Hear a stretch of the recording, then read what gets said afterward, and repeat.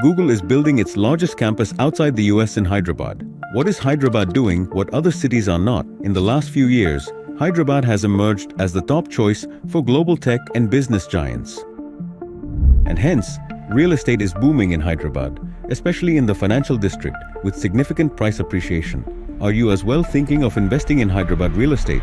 But here is a catch. Intentions are not sufficient, it's intelligence is what we need. Meet Ajitesh Korupolu, founder and CEO of ASBL. His recent project recorded 1,000 crores in sales on launch day, whose last 3 project launches recorded sales of 501,000 crores on day 1. Shown sharing his real estate insights.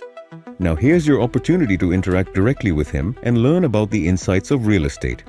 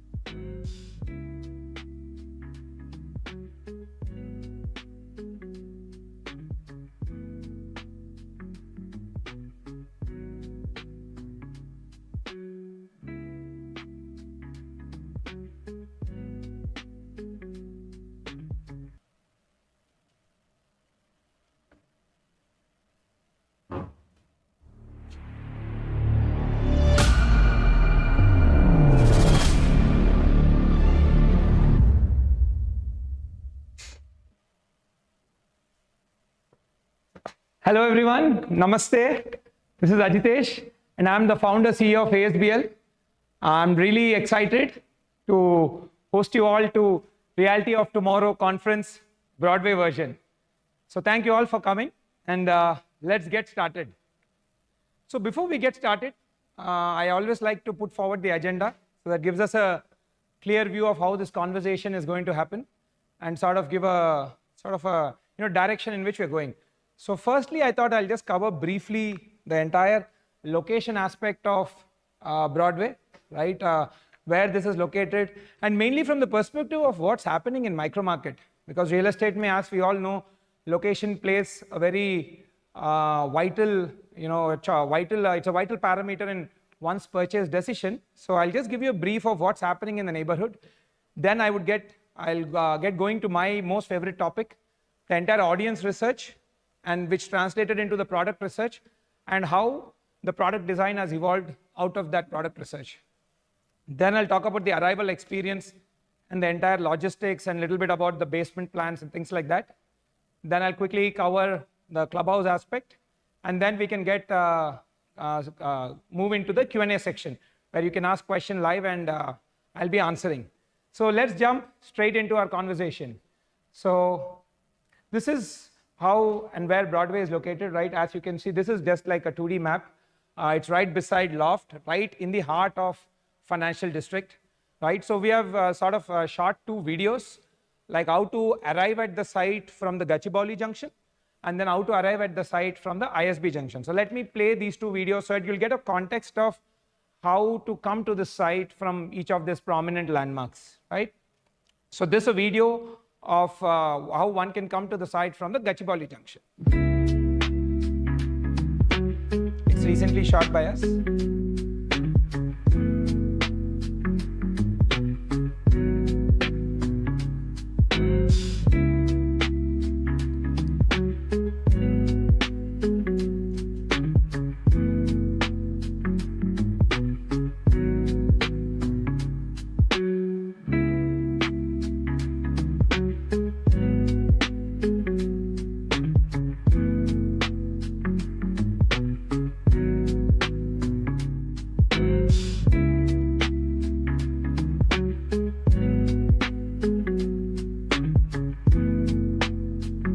Ashoka Liviano was my first project.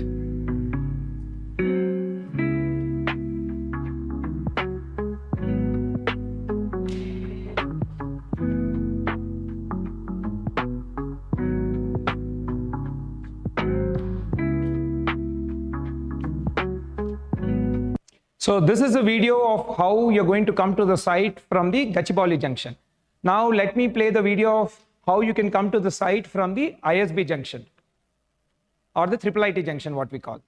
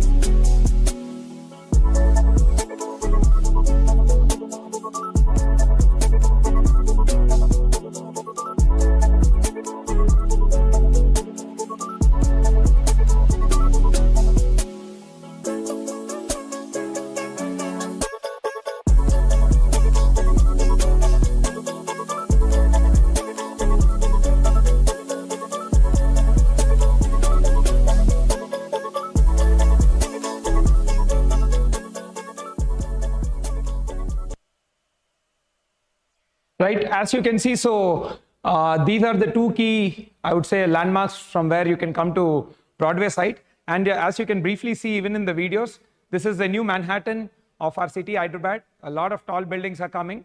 So yeah, so that's how this neighborhood is looking currently. I hope it's it's going to dynamically transform over the next decade.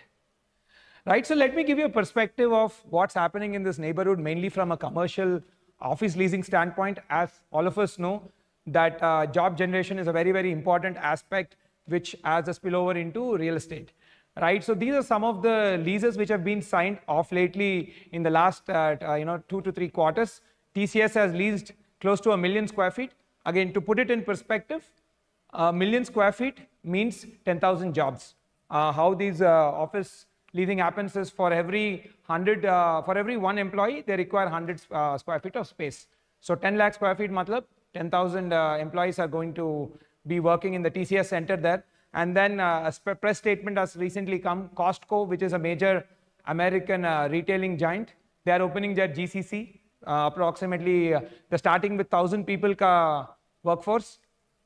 And another, all of us know McDonald's, a global food chain. They are setting up their GCC with 2,000 employees. So this is what is happening in in this neighborhood from a leasing standpoint.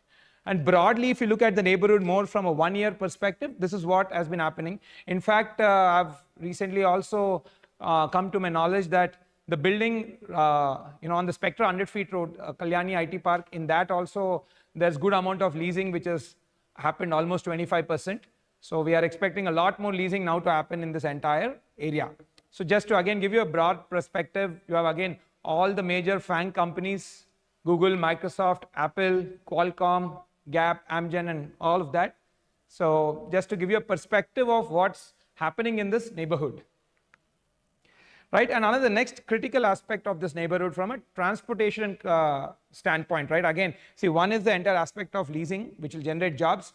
Next important thing in real estate, which will impact entire, neighborhoods, is got to do with entire road networks and your transportation network, high-speed rail corridors like metro rails and all of that, which is, which will greatly enhance the logistics of the area. So government has recently, there is a phase 2 also coming up, which will connect from KPHB to financial district.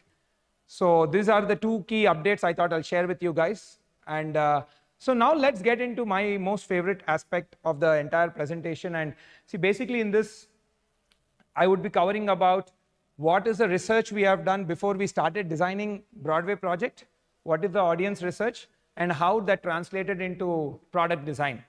Right, so before we got started, again, because we operate in this neighborhood, we had good amount of data from all our past projects, and we did again fresh interviews and focus group studies with new set of audience. So broadly, if I may say, this is what has come up at a macro level of for whom the Broadway project is majorly focused towards. So when we did research, the primary principal age group is around 35 to 45 years.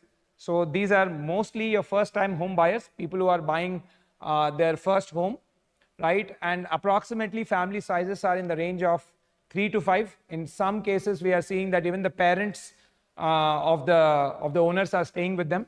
And another, these are the demographic things. If you look on the right side, that is more from a behavioral standpoint. At a macro level, what we could understand is 73% of our, households for whom this project is designed, like whom we surveyed, are double income households. So one key trait of double income household is both the husband and the wife, both are working professionals. So they would need all the support from their daily utilities and all of that. So your amenity design and your product design has to cater to those needs. And then 64% of them are, parents where the kids are in the age of 0 to 7 years, so they're like early parents. That's again a key demographic for us. And when we did research, 82% of our customers have mentioned that they are used to hybrid work. So I will, so basis of this macro understanding, we designed something called the lifestyle grid.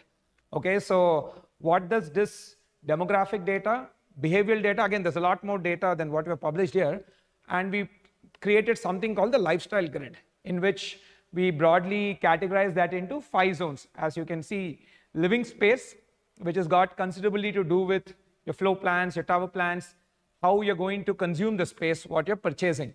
Then we went into the concept of practical luxury. This is where I was saying the research of, us knowing that most of our customers are double income households. So your daily utilities have to be within your reach to save up on time and to create convenience.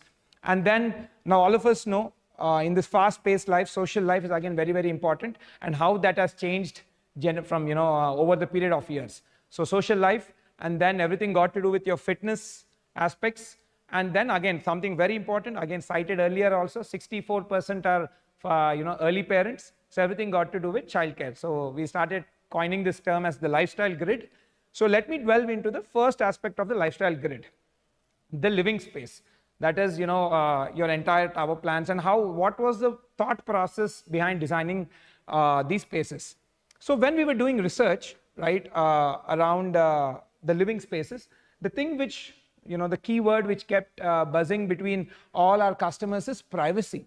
So what we got an understanding that, okay, once people come to the tower level, that is, into the corridors, after the lift lobby and all lobbies and lift lobbies and all of that, privacy became their most important aspect.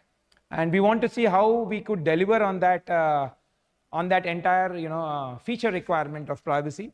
So privacy became the center stage for us to design most of the floor plan and tower plans. So some of the key things what we have realized, what we have done through the research is, okay, so for most of the flats, almost 2/3 of that, we could come up with something called foyer entrance. So it's like a exclusive separate entrance which steps aside from the corridor. Again, greatly enhancing the arrival experience of your particular unit. And at the same time, it sort of addresses the privacy quotient, right? So the minute you open the door, you have like a chota sa angan types, what we used to have in when we used to have like independent houses. So to bring in that aspect. So the foyer-based entrance was something which we could come up with as a product feature at the tower plan. And again, hugely, we got very positive feedback on this. And next thing, again, to address on the privacy side has been the no opposite main doors. Again, this is something which a lot of, when we were doing research, our customers were sort of, have cited this as a requirement and sort of a good to have feature, right? So again, we strived hard to design that, because that no main door looks into the other apartment. So you open the door, so you can keep the main door open and, your flat would be much more well ventilated and, it sort of, you can feel, I mean, by even keeping the door open, you will not really lose the element of privacy. So at the tower plan level, the two key things what we focused in Broadway project has been the foyer-based entrance and then the entire no opposite main doors. Then we went to the next key, aspect where people, when we're talking at a floor plan level, at a unit plan level, right? So what are the key things which came up, during our focus group studies and, our one-on-one interviews? These keywords sort of emerged: lighting, ventilation, carpet area.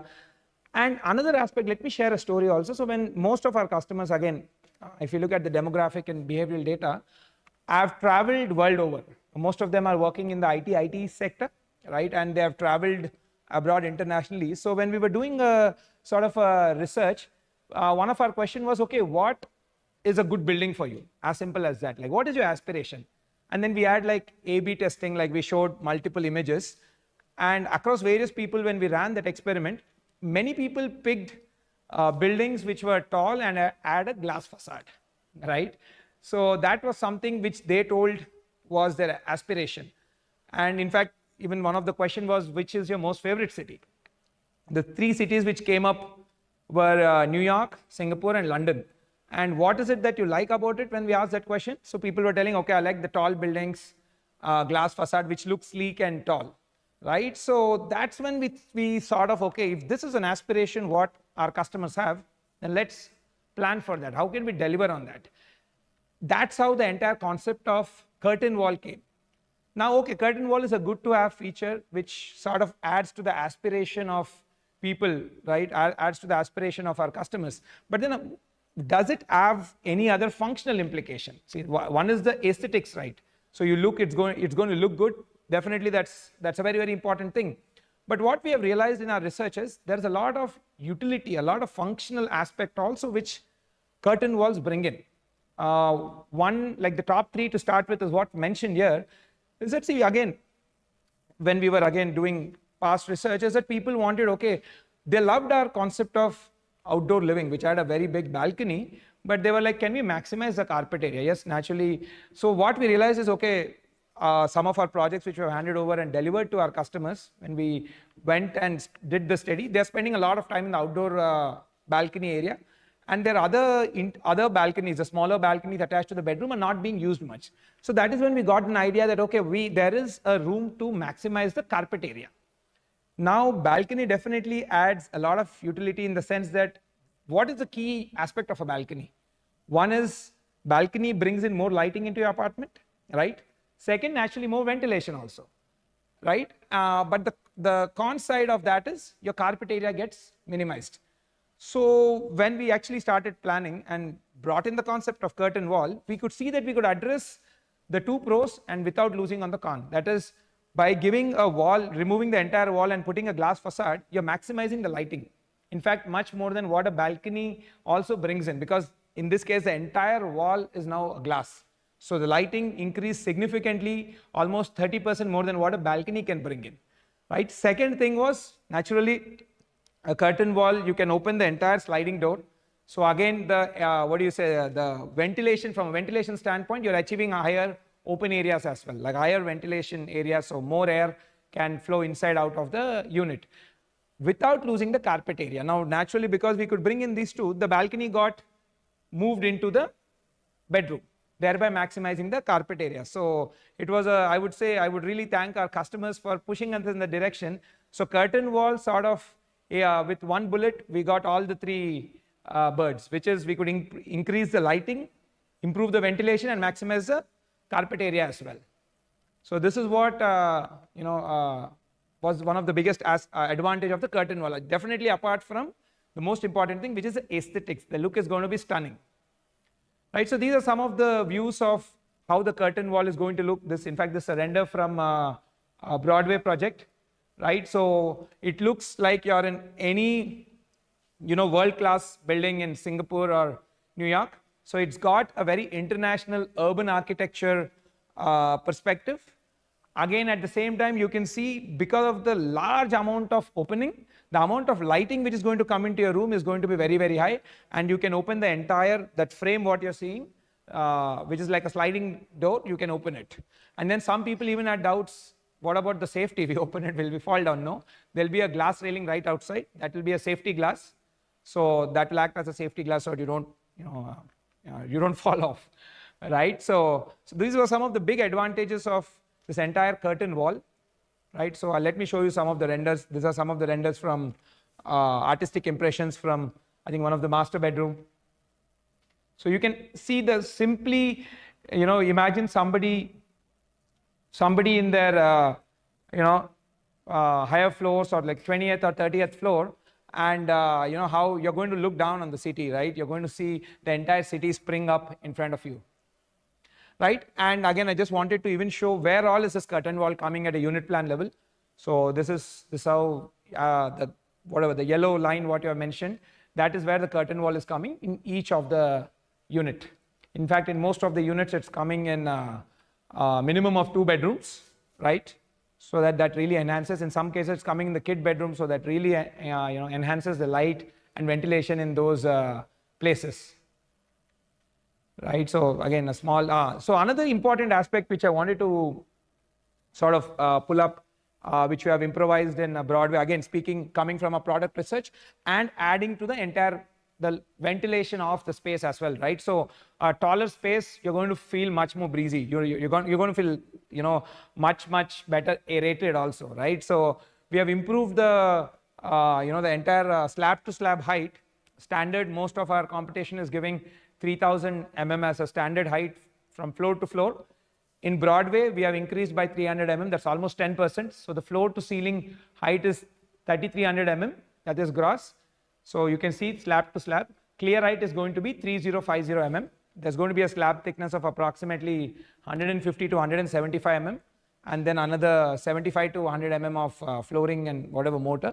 And then you're going to have a clear height of close to 3050 So that's roughly around, slightly about 10 feet, if I'm not wrong, right? Again, this also adds to the entire aspect of the space in your apartment. Right, and again, our key feature, what you can see, this has been our best seller, and it has, now that we have handed over projects which have outdoor living, we're getting great feedback from all our customers who are living there, where they're telling that whenever their guests and friends and family come over, they all intrinsically gravitate towards the outdoor, the big balcony, the outdoor living, and they're really enjoying that space. So again, learning from our other projects, here the outdoor living is, I would say, 15% to 20% bigger than what we have given in previous projects. Again, with the advantage of curtain wall, what's happening is all the other balconies have been converted into the room, thereby maximizing the carpet. And naturally, because we could increase the carpet, here we could negotiate and we could increase the balcony size, outdoor living size, which is almost 15% bigger than all our previous projects. So it's really going to have like your own patio in the sky, right? That's how it's going to look like. This is one of the renders what we have done to give you a perspective of this entire thing, right? It's going to look very sleek and classy. So another key aspect, picking up from the earlier aspect of privacy, where we again sort of innovated on a new concept called dual sync spaces. So when we were talking to some of our customers, especially those who were, I would say, in the 40 plus age group, were mentioning that, okay, in the current house where they are staying, when the guests come over and then they are sitting in the drawing room, there is a clear visibility to living room, thereby the entire house has to sort of become more formal. So then we sat down with this problem and see, okay, what sort of solutions can we come up? And that's what we came up with, this idea called dual sync spaces, right? So this is what the dual sync space means. You can clearly see the drawing is totally made exclusive from the entire living and the dining aspect. So that you have a guest coming over, your family life will not be disturbed. It can move on seamlessly. Again, this is something which a lot of our customers have really appreciated, and we could do it in some of the floor plans. Again, in every floor plan it wouldn't be possible, but again, this is mainly, we saw that this requirement came in the slightly larger families and families who are more in the 40s. People probably in the 30s, they didn't really cite this as a requirement, but yeah. So we call this dual sync spaces, where you have a totally private drawing and a living space. So if you have any guests or anybody come over to your house, your family life need not get disturbed. Rest of the family need not get disturbed. So that's another key innovation what we have done in Broadway. Right, so this is again a sort of a small render on how that space is going to look like. Right, now let's get into the second aspect of the lifestyle grid. Right, the second aspect is practical luxury. As I've mentioned earlier, right, so most of our customers from a behavioral standpoint are double income households. So what happens in a double income household? Both the husband and the wife are working. So when both people are working, naturally there is a dearth of time, right? People have close to 40 to 50-hour work weeks, and then you got to manage a house, you're going to manage the entire, your daily utilities, grooming, and all of these sort of things. So again, we came up with this concept of practical luxury, where the idea was all the key day-to-day life utility services should be within 100 steps. Like within a minute, you should be able to go there. That's the idea, and that's what we call practical luxury. So let me delve into it, again coming from a customer research. So as I've mentioned earlier, right, 82% of our customers have mentioned that they're exposed to hybrid work, right? They're working, some of them are working actually, full-time work from home they are doing. Some of them are doing hybrid thing. In fact, a good number of customers, we have NRIs, right? So they were telling that when we come over, like some of them are still continuing their work in the US, or some of them when they come over here for a couple of months, they are still continuing their work, right? So again, so this has been something, a key bestseller again for us, is the entire concept of co-working space. So roughly we have given close to 9,780 square feet of plinth area in this co-working space, again split into 2 levels. Now where is this coming? This is coming in the Tower A ground floor. Again, learning from our past experience, in our previous research, we found out that whenever any amenity moves from the ground floor to the first floor, there is a drop of 83% in footfall, right? So we wanted to design the entire podium in such a way that all your most used amenities are just very close to you, that is within 100 steps, and also your entire podium becomes very active with people. So at the podium level, the society should be buzzing with social life, with people, like, with people talking to each other and, fostering new relationships. When it comes to your tower level and your full floor level, privacy becomes very important. So that's how we design. At a tower level, privacy. At the podium level, it's all about social life and the community life. So coming with that concept, the entire co-working space is located, which is approximately 9,780 square feet. You can say close to 10,000 square feet.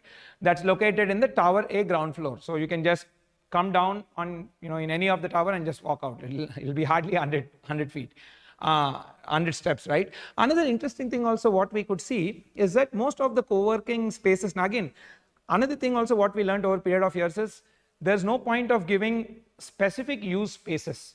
The problem with specific use spaces is after a certain point, it's not really used. Like for example, let's take the co-working space, right? In the co-working space, you have workstations and you have conference rooms, right? Like a discussion room sort of thing for you to attend your Zoom calls or things like that. Most of the places we saw that, okay, when we were doing research, people are using this majorly during the, typical office hours. That is post 6 or things like that. It's generally idle. Most of them are idle. So we thought that, okay, instead of giving separate spaces for tuitions and all of this, what does tuitions also need? It's the same ecosystem, same infrastructure. They need a sort of a discussion table and a similar infrastructure which is required in a discussion room of a co-working space. So we merged this. The discussion rooms of co-working space can be booked by people who want to attend their Zoom meetings and by kids who probably want to, put their tuitions also. Thereby you make the utilization of the space much better. So more the space gets utilized, lesser would be its cost of maintaining, and it will deliver more utility, right, to wide set of audience. So learning from that experience, so we made this into a little more multifunctional space. So kids who are studying also can sort of book a discussion room, like those mini conference rooms, sort what we call, and then they can put their tuitions and all those sort of things here. So again, this is located in Tower A ground floor. And again, a small part of it is located in the Tower A mezzanine. So you can see the internal staircase. You can get on that staircase and go to the higher floor. Of course, the discussion rooms and all the minor level furniture planning will improvise with period of time. But this is to give you a broad perspective of where that space is coming and what all functionality can be done there. We are merging co-working space with the kids' tuitions. So this like a stock image. Right. Another next important thing which our households are, I've mentioned again, the fact that this I think is also coming mainly from the aspect of both wife and husband working, is that people have said that they need a space where they could sort of put their valuables. Because these days, when people are working Monday to Friday, let's say there's a party on the weekend and you have to go to the bank and bring your jewelry, right? There is no real time. I mean, you just go after coming back from office, people are tired, now you have to go to the bank. In fact, the branch might even be closed at that hours. So all of these small things add a big pain point to people's lives. So we thought we should give all these facilities should be given here. So we have provisioned space for lockers. We will be tying up with one of the major banks closer to the handover. So they will be setting up the entire infrastructure. Right, approximately 1,100 square feet, what you see. Where is this located? This is located in Tower B ka ground floor, right? Again, a very, very important, I would say, feature which our customers wanted, especially our women customers, mainly from the point of storing jewelry and even important documents also these days people are storing there. So this again, just a stock image. Next, another important thing is the entire aspect of grooming. Apart from your monthly grooming things, which people have to go on a monthly basis and get a haircut or a shave and done. Another thing what we have been seeing of lately is this entire aspect of when people get ready for marriages, especially marriages or any events, right? It could be a birthday party or anything. There is a lot of service requirement which people are calling from, especially again our women customers require a lot of services around saree draping and that entire getting ready for the any of the event. So this spa and salon would be totally equipped to provide all those grooming and beauty services. It's approximately again 1750 square feet located in Tower B. So this is where it's right located behind the bank locker. And again, we are provisioning the space closer to the handover. We'll be tying up with a vendor, right? So whenever there's a party which you are hosting or a party which you are going to, you can simply, you don't have to really plan, go out, get ready somewhere and go. You can simply come here and get ready, or in case, most of the cases, these service providers even give the facility of sending their person to your home to probably help you in getting ready and all of that. Again, very, very small thing, but very, very important aspects. In fact, we take pride in designing these buildings for this nitty-gritty.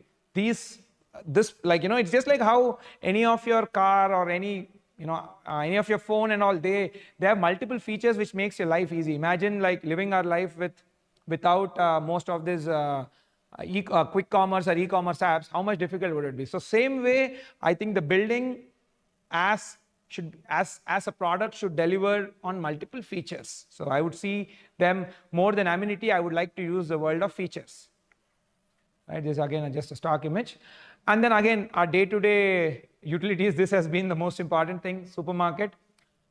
Here also we have seen that when supermarkets are right on the ground floor, people are more incentivized to move out, come to the shop and buy, rather than probably buying from their home, which also I think the service provider does.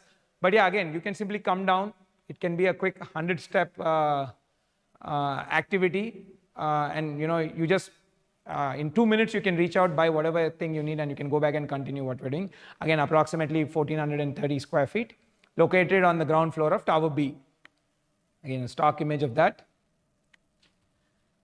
Another very, very important aspect is the entire concept of medical office and physiotherapy. So when we were doing product research, again, when we're talking with our customers, they were telling that, when our kids get sick, and some of the customers who are more in the senior, who are more like around 45 plus, they were telling that our parents stay with us.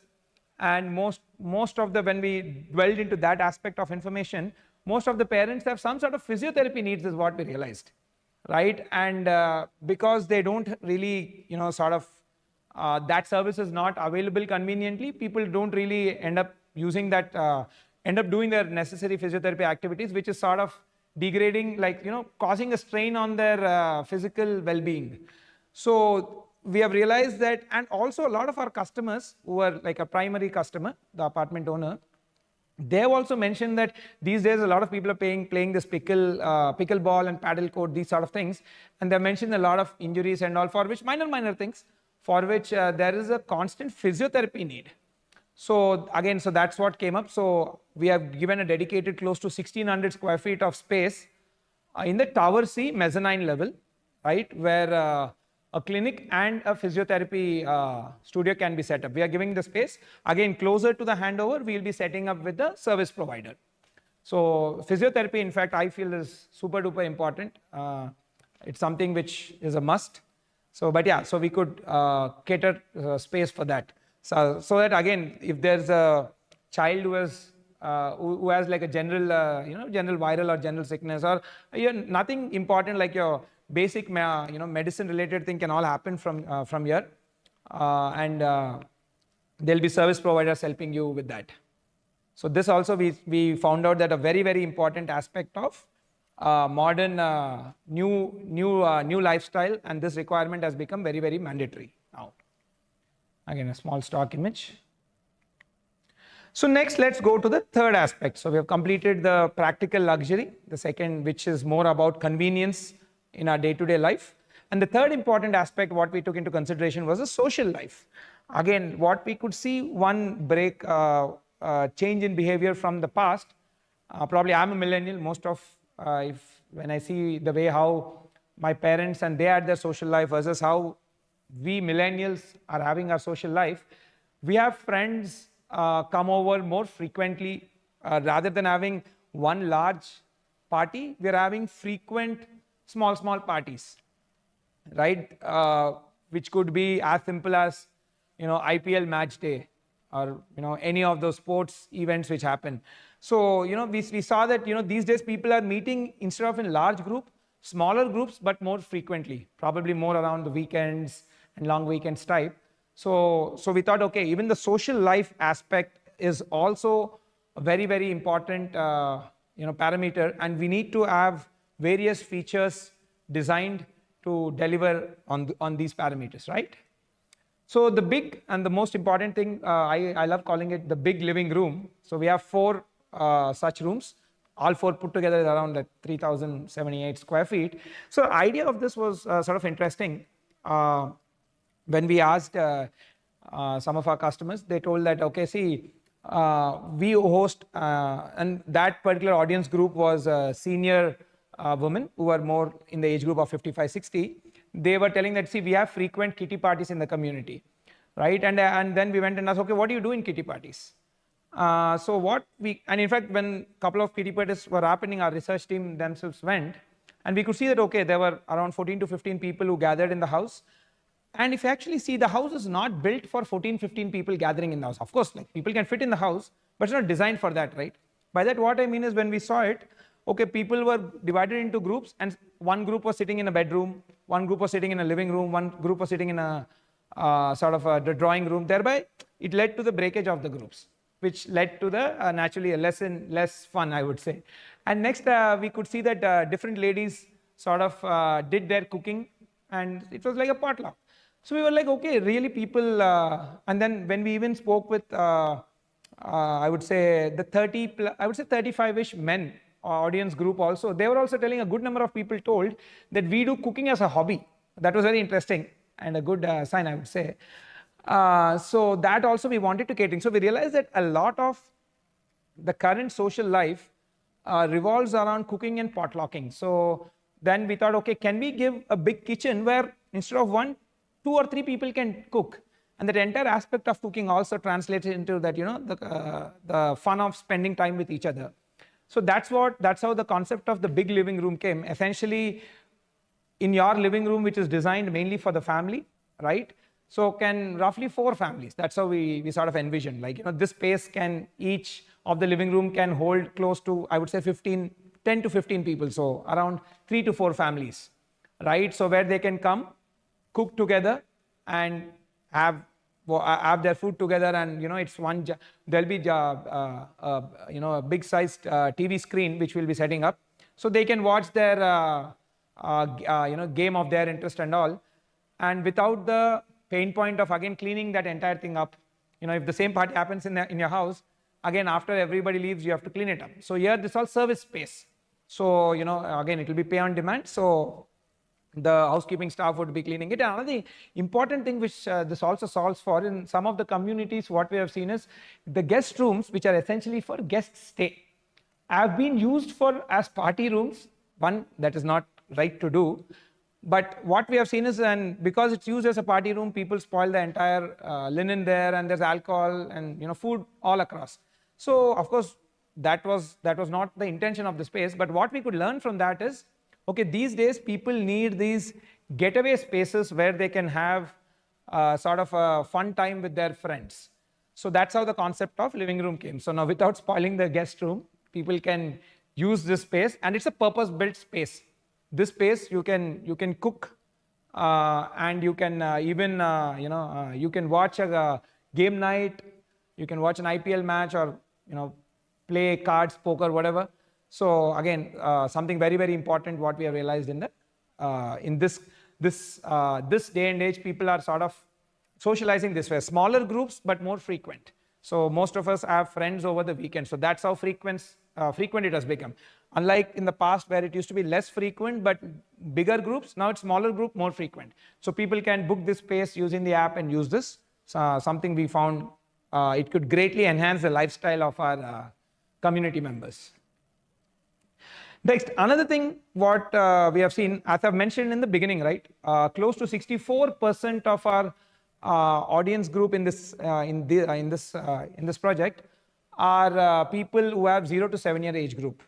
So one of the key feature of the 0 to 7 year age group, when we were further talking about their kid aspect, is that the entire concept of birthday celebration, right? If you actually see, the first birthday or the third birthday is what most people have told, that we typically have a larger gathering of maybe 150 to 300 people.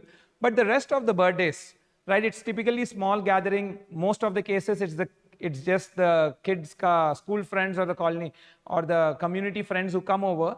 So it's just frankly like a 30 to 40 member gathering. So now why should we, and generally this kid's birthday is something which is the most commonly used party situation. So, and what in some cases, the big party hall, or I would say the multi-purpose hall, has some other event, then the kid's birthday party cannot be celebrated. And frankly, it's a very small, typically the number of people who come here are 30, around 25 to 30 people, mostly kids. So we thought that, okay, given that this community has many kids in the 0 to 7 year age group, what we have seen is again post 7, typically these birthdays come down, and after once kids have reached teen, parents have told that they typically celebrate with their friends, they go out to a mall or something. So given that there's a huge, significant number of kids in the 0 to 7, so we gave a dedicated separate kids birthday party area, approximately 664 square feet, located in Tower Sika ground floor. And this is again strategically located right outside your outdoor play area. So when we actually went to these kids birthday parties I've seen, we have realized that most of the time kids spend playing, right? And in the last half hour or something, they cut the cake and have the snacks and then they leave. So it's strategically located in between the indoor play area or indoor play zone and the outdoor play area, so that kids can run around and have their fun. Right, so again, a simple stock image. And next, another important thing, guest room. What came up in our research is our customers have told that, a good number of them are people, where their parents are not staying in Hyderabad, right? Most of the customers have told that, audience have told that their parents stay in the villages, or more so, even if it's not their parents, it's any relatives who are coming over. Especially this requirement came from our clients who are more from the outside Hyderabad, right? North Indian or Central Indian sort of people who are not from Hyderabad. So they have mentioned that they have friends or relatives who come over to the city and they show them around, when festivals are there and things like that. So again, guest rooms is something, in this we have come up with a good ratio. So we have 9 guest bedrooms, so availability will be much, much higher. Again, this is also spread in 2 levels, the ground floor of Tower B and the mezzanine. This is a ground floor plan, this is a mezzanine plan. Again, all of them are located on the podium level itself. So that even for your guest also, they need not really know the map of Clubhouse, which floor, which corner I need to go. You just come down, you're going to find it. So it sort of is very intuitive planning, I would say.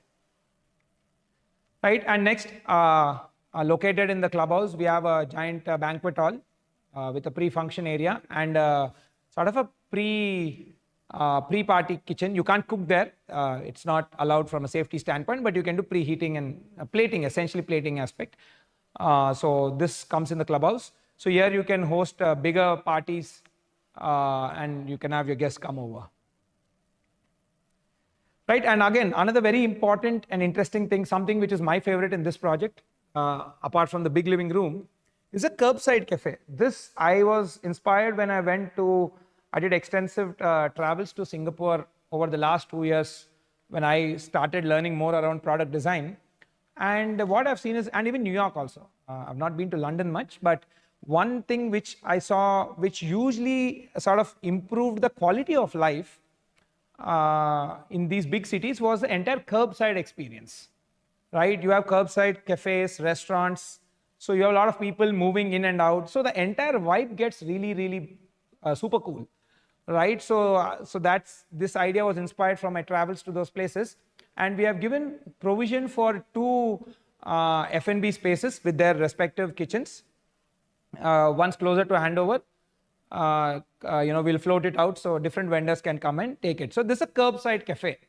So, people are expected to walk to this place from the nearby neighborhood. And again, this is the access, even outsiders can use this space, which I felt was very, very important, because when we came up with the concept of cafes and, F&B, and frankly, even F&B usually premiumizes your space also.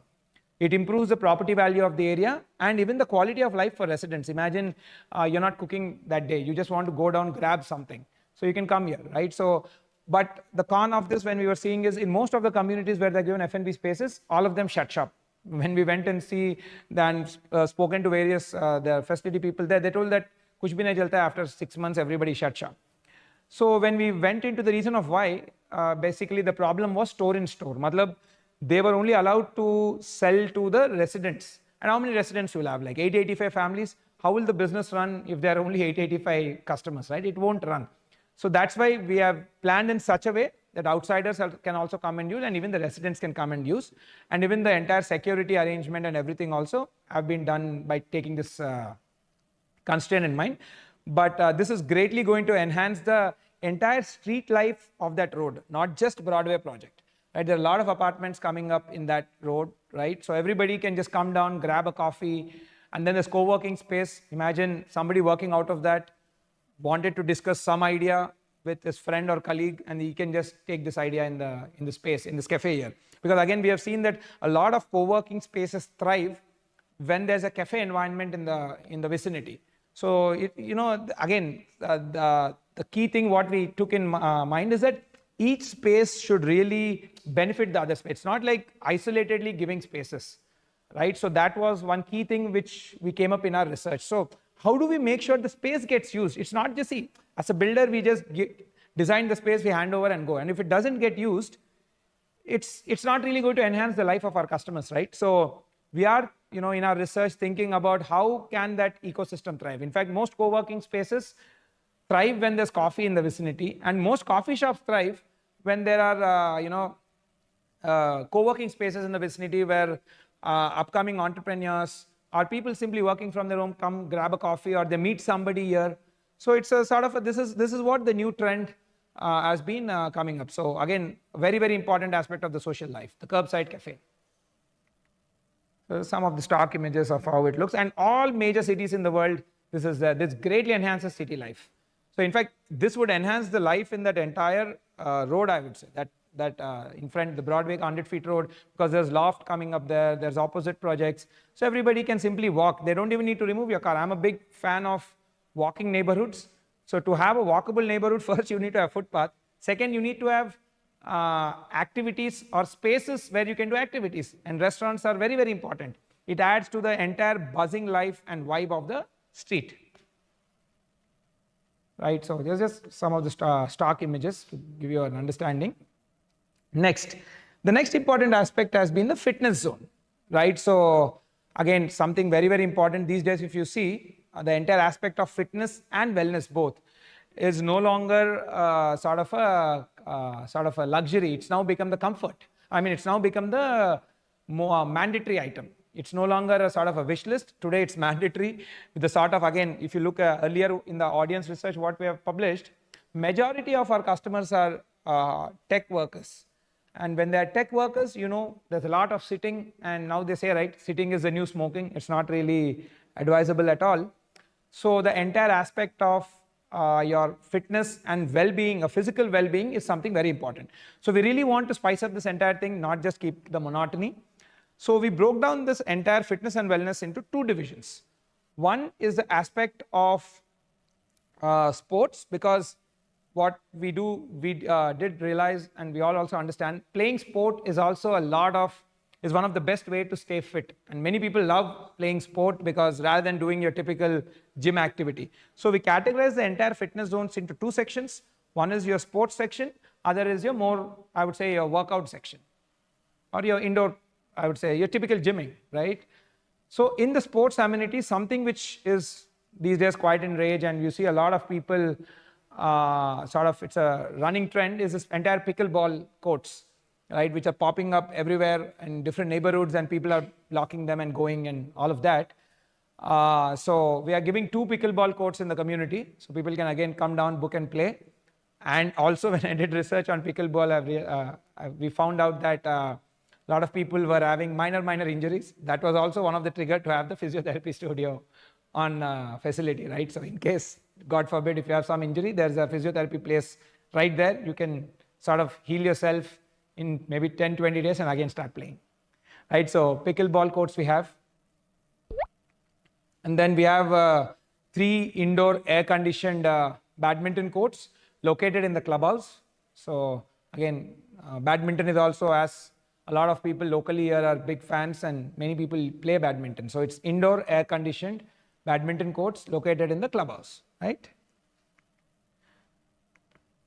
Next, we have cricket nets. A lot of our younger children, and especially those who are 7+, they have asked for this. And another interesting thing also what I was seeing is when we spoke with customers who are 50 plus, good number of them have told that we want to get, we played cricket when we were small and then we left it for last 20-25 years. Now we want to get back to it, probably put a coach and learn something. So we're giving 2 cricket nets things also, cricket nets space.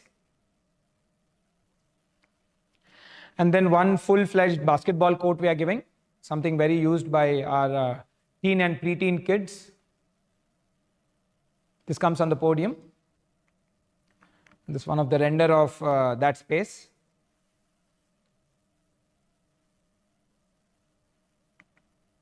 Yeah. Next, you have the fitness zone. So this is more like your indoor workouts, right? Which or what you might call typically your gym sort of things. So the gym in this is close to it. Again, it comes in Tower C, ground floor.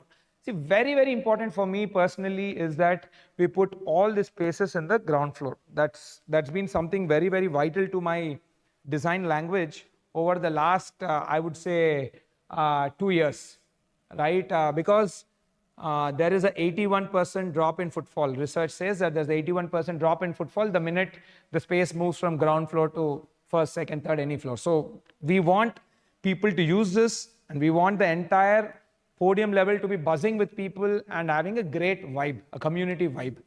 So again, this is located in Tower C ground floor. You can just wear your shoes and come in 100 steps, you'll reach this place.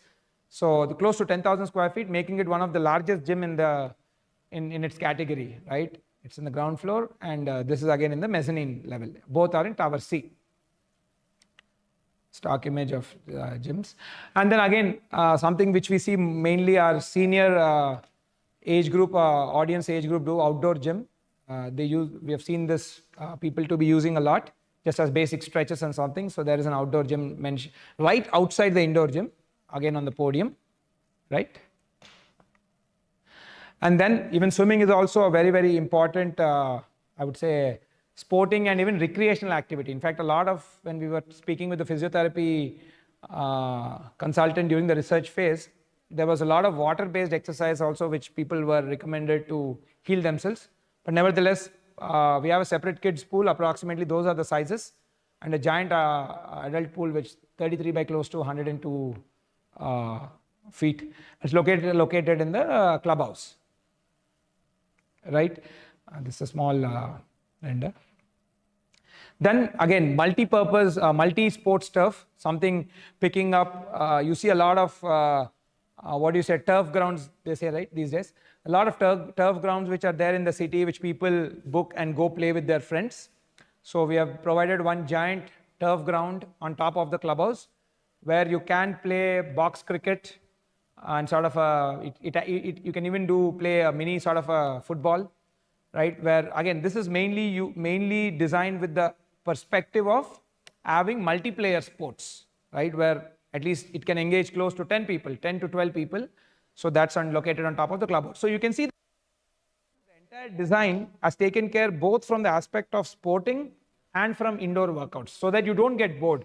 It could be that you might even be preparing for some game and you're using the gym to get better at that. Or a good number of people, like I know a lot of my friends who don't do any gymming and all, who simply love playing sport, and they play sport to remain healthy.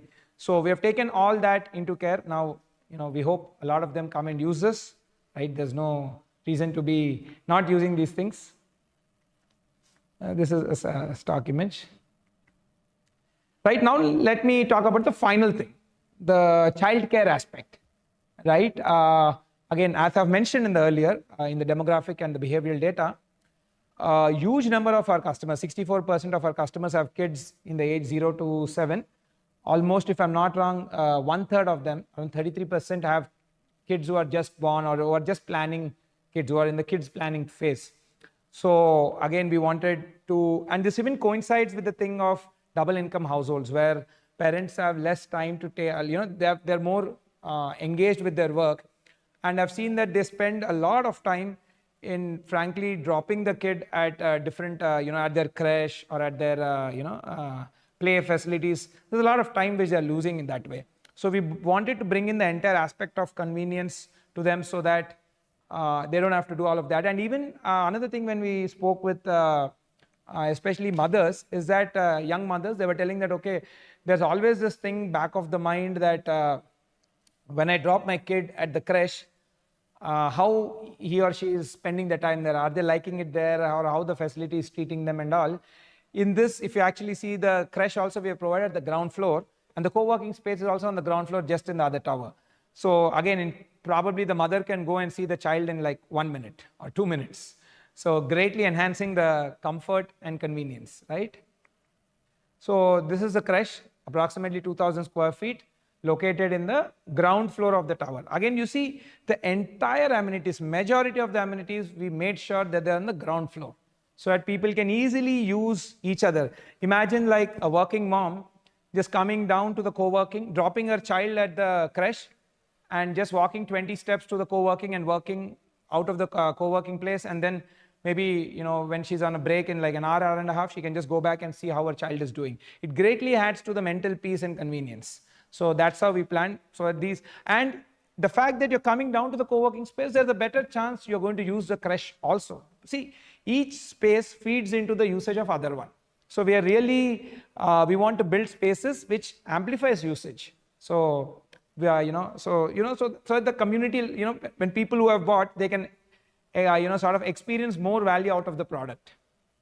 So creche is located in Tower B ground floor. Another important data also I want to point out, when we were talking with child psychologists or creche designers, they were telling that in a lot of places, right, when the creches were given in the first floor, it was really adding first or second floor. We have seen, in a lot of places, creches are not prime spaces. So they're sort of tucked away in some corner, some cases the basement, some cases third floor of the clubhouse, never really on the ground floor. Ground floor goes for prime time activities. They have mentioned that when the creches were not in the ground floor, it really increased the, the child safety threat. Because kids, then what was happening is most of the time, the kids had to be kept in the creche space, indoor space only. But if you actually see kids in that age, they love running out. Kids in the, the 1 to 3 year age group love running out into the open. Now imagine if the creche was in the second or third floor or the first floor, how can they do that? So what happens? Naturally, they'll be just confined within the closed spaces, and they will feel claustrophobic. I mean, kids are, are beings who want to keep running and moving around. So the creche designers, the child psychologists mentioned that from a safety standpoint and from a kid experience standpoint, it adds great value if the creche can be given in the ground floor. So this was taken from that research, what we did. And from then on, most of the creches, what we have given, we have made sure that it comes in the ground floor, most of them. But yeah, in this project, though, it's clearly on the ground floor. So kids can run out, and it becomes a lot more simpler for everybody, I mean, for the kids and for the service provider tomorrow to operate the space, right? Just a stock image. And then next, indoor kids play zone. It's close to 3,450 square feet. Again, this is something which I got inspired from my own story. I have 2 kids, one is 5 and one is 3 years old. And one of the best activity which I do sort of monthly twice to keep them very engaged is when I take them to the mall and they play in that entire play zone. It's almost impossible to get them out of that place, right? That place really hooks them, engages them in their entire playing aspect, right? So then I got the idea that, yeah, why am I taking my kids once in 15 days?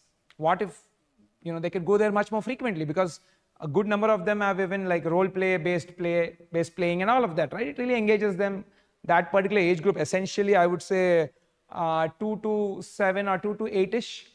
So again, so that's when the aspect of convenience. So can we bring in this play zone which are typically found in malls into a community? In fact, we are the first people to do it, and we have done it in Spire project. These are the actual photos from that project. It's always full of kids, 24. This is, in fact, this has been the space which is most used by the community members. You will always see kids playing around in that area. I would definitely recommend parents that you please, while this happens, please make sure you use the guideline of how to use. Sometimes I see people running with their shoes, it will spoil the material. But anyways, that's for a later day. So this space is something we have seen hugely, I would say, engage our kid customers, right? So this is given close to, if I may iterate, where is it? Yeah, close to 3,500 square feet, located in Tower C ka ground floor. If you just look little down in the plan, the kids' birthday play area is also there. When we actually went to these kids' play zones and we have done research, most of the times these kids' play zones get booked out for kids' birthday parties. So the typical birthday party ka theme these days is that, okay, you invite kids, friends to their play zone, they play for a couple of hours, and then they cut cake, eat snacks, and go. So that's the level of detail how we designed this. So the birthday party hall is also right below the kids' play area, so that they can, easily, they're right across, so it can, they can play here and then go to that place and do the rest of the activity there. So the entire, what I call sequential space planning, is something which we really put a lot of effort in this project. Yeah, so this is, and then the outdoor kids play area. There's also a big space right outside behind the Tower C.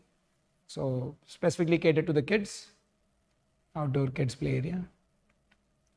Right, and then, okay, I think it's just reiterating the kids' birthday party area, what I've mentioned earlier, right? So if you see, the kids' birthday party area is sandwiched between the indoor play zone and the outdoor kids' play area, so that, your child ka friends from, the school friends or whoever, they come over, they can have a great time here. And typically these are smaller groups of 30 to 40 people, so they can quickly finish that activity in like 2-3 hours. And probably it's a much more engaging and a better way to do it than doing it in the multi-purpose hall. Imagine that's in the first floor, where will kids run and where will they play, right? So this is what I would say is the entire concept of sequential space planning, right? Kids' birthday. Now let me, again, one of my most favorite topic, arrival experience, which I'm sort of delving more into more project after project to give great experience right when you approach the property, right? So this is how a small render of how the entire, I would say, the arrival experience, the main gate part looks like. Just made like a small, I would say, visual, just to give a perspective. Let me just go back. So as you can see, right, the entire, this is the view from the street side. So it's a building, the F&B places is what you can see there. So it really invites people. See, one other thing which I really don't like, I mean, I would say more than liking what I've seen in my travels to Singapore and New York, is that buildings are really approachable. Like, you can easily get into them. You don't have like giant gates or walls which are sort of pushing away people from the neighborhood. So we wanted to have an approach where the building reveals itself smaller, great entrance spaces, but lesser. I would say you can see inside, go inside, because frankly the F&B will really thrive on the great footfall. If you have a good looking space, that's great. That's usually going to increase the footfalls. Greater footfalls, better business, you're going to have better service provider. Better service provider, better, more utility for the entire customers who are staying there and for the customers in that street, which will increase the property value. Frankly, in fact, now I'm doing a research on quantitative, how number of restaurants really increase the property prices in that area. And there's a good correlation, right? So we are doing research on that. But yeah, anyways, more number of restaurants increase the footfalls, increase the entire experience of that particular street. So you can see the entire main part is designed as a very welcoming thing, so that anybody can come and sort of use the F&B spaces, again, without losing the aspect of safety and security, right? In a later, we have taken care that, at various aspects, even the safety and security aspects are met, because strangers cannot walk into the building. So we have designed in such a way that both are taken care, right? Just like so this is again a small, I would say, diagram of how logistics and movement happen. As you can see, the golden line, that is a cafe entry where people can get dropped off and move. But frankly, this is mainly designed from the perspective of walking, curbside restaurants, what we call. So people are expected to come here by walking, simply walking on the street, right? That's what we want to encourage in this line. And luckily, this is a dead-end road, at least as of now, right? So dead-end roads have less traffic, so people can walk a lot more, thereby enhancing the entire community and neighborhood aspect of life, right? So people can, the cafe entry is shown in such way. And then right, if you go a little down, then you can see the resident and the guest ka car entry and car exit. And if some resident is just moving, walking into the building, that's what the blue line indicates, the pedestrian entry. And you can see the green thing, right? Security checkpoint. We made sure that people who are coming for the F&B space do not enter into the building premises, thereby making sure that it's safe. A similar barricade would be set up on the other side of the clubhouse also. It's not mentioned in the drawing, but it would be there. So those restaurant users do not come into the building, right? So, and again, we wanted to briefly discuss about the basement plan. We have done a small graphic of how sort of cars can move from basement 1 to outside to. Another interesting, important thing also which I want to mention. So the entire vehicular entrance into this building is directly into basement 1, right? So you don't have to come to ground and again go each floor down. You directly come into basement 1. So people who are in basement 4, you don't need to climb 4 basements up to reach the road. You just have to climb 3 basements. That's it. So I'll play a small graphic of how it's going to look. Yeah, the green. So essentially, yeah, you can see, right? The green is incoming traffic, and the golden line is outgoing traffic. And you see the ramps, upward ramp and the downward ramp. So a similar one if you are in the basement 2. Okay. Does it play? You can see this. Again, I would say a simple, pretty well thought out traffic plan wherein people can easily come in, come out. You have one dedicated downward ramp and one dedicated upward ramp, so you don't need to get confused. So sort of a similar thing what we have repeated for each of the basement. It's sort of a self-explanatory thing. Let me go to the next one. Again, if you're in basement 3. So yeah, I've covered most of the aspects. So I've briefly told you, right, how the entire product, our audience research has, led the way into product design.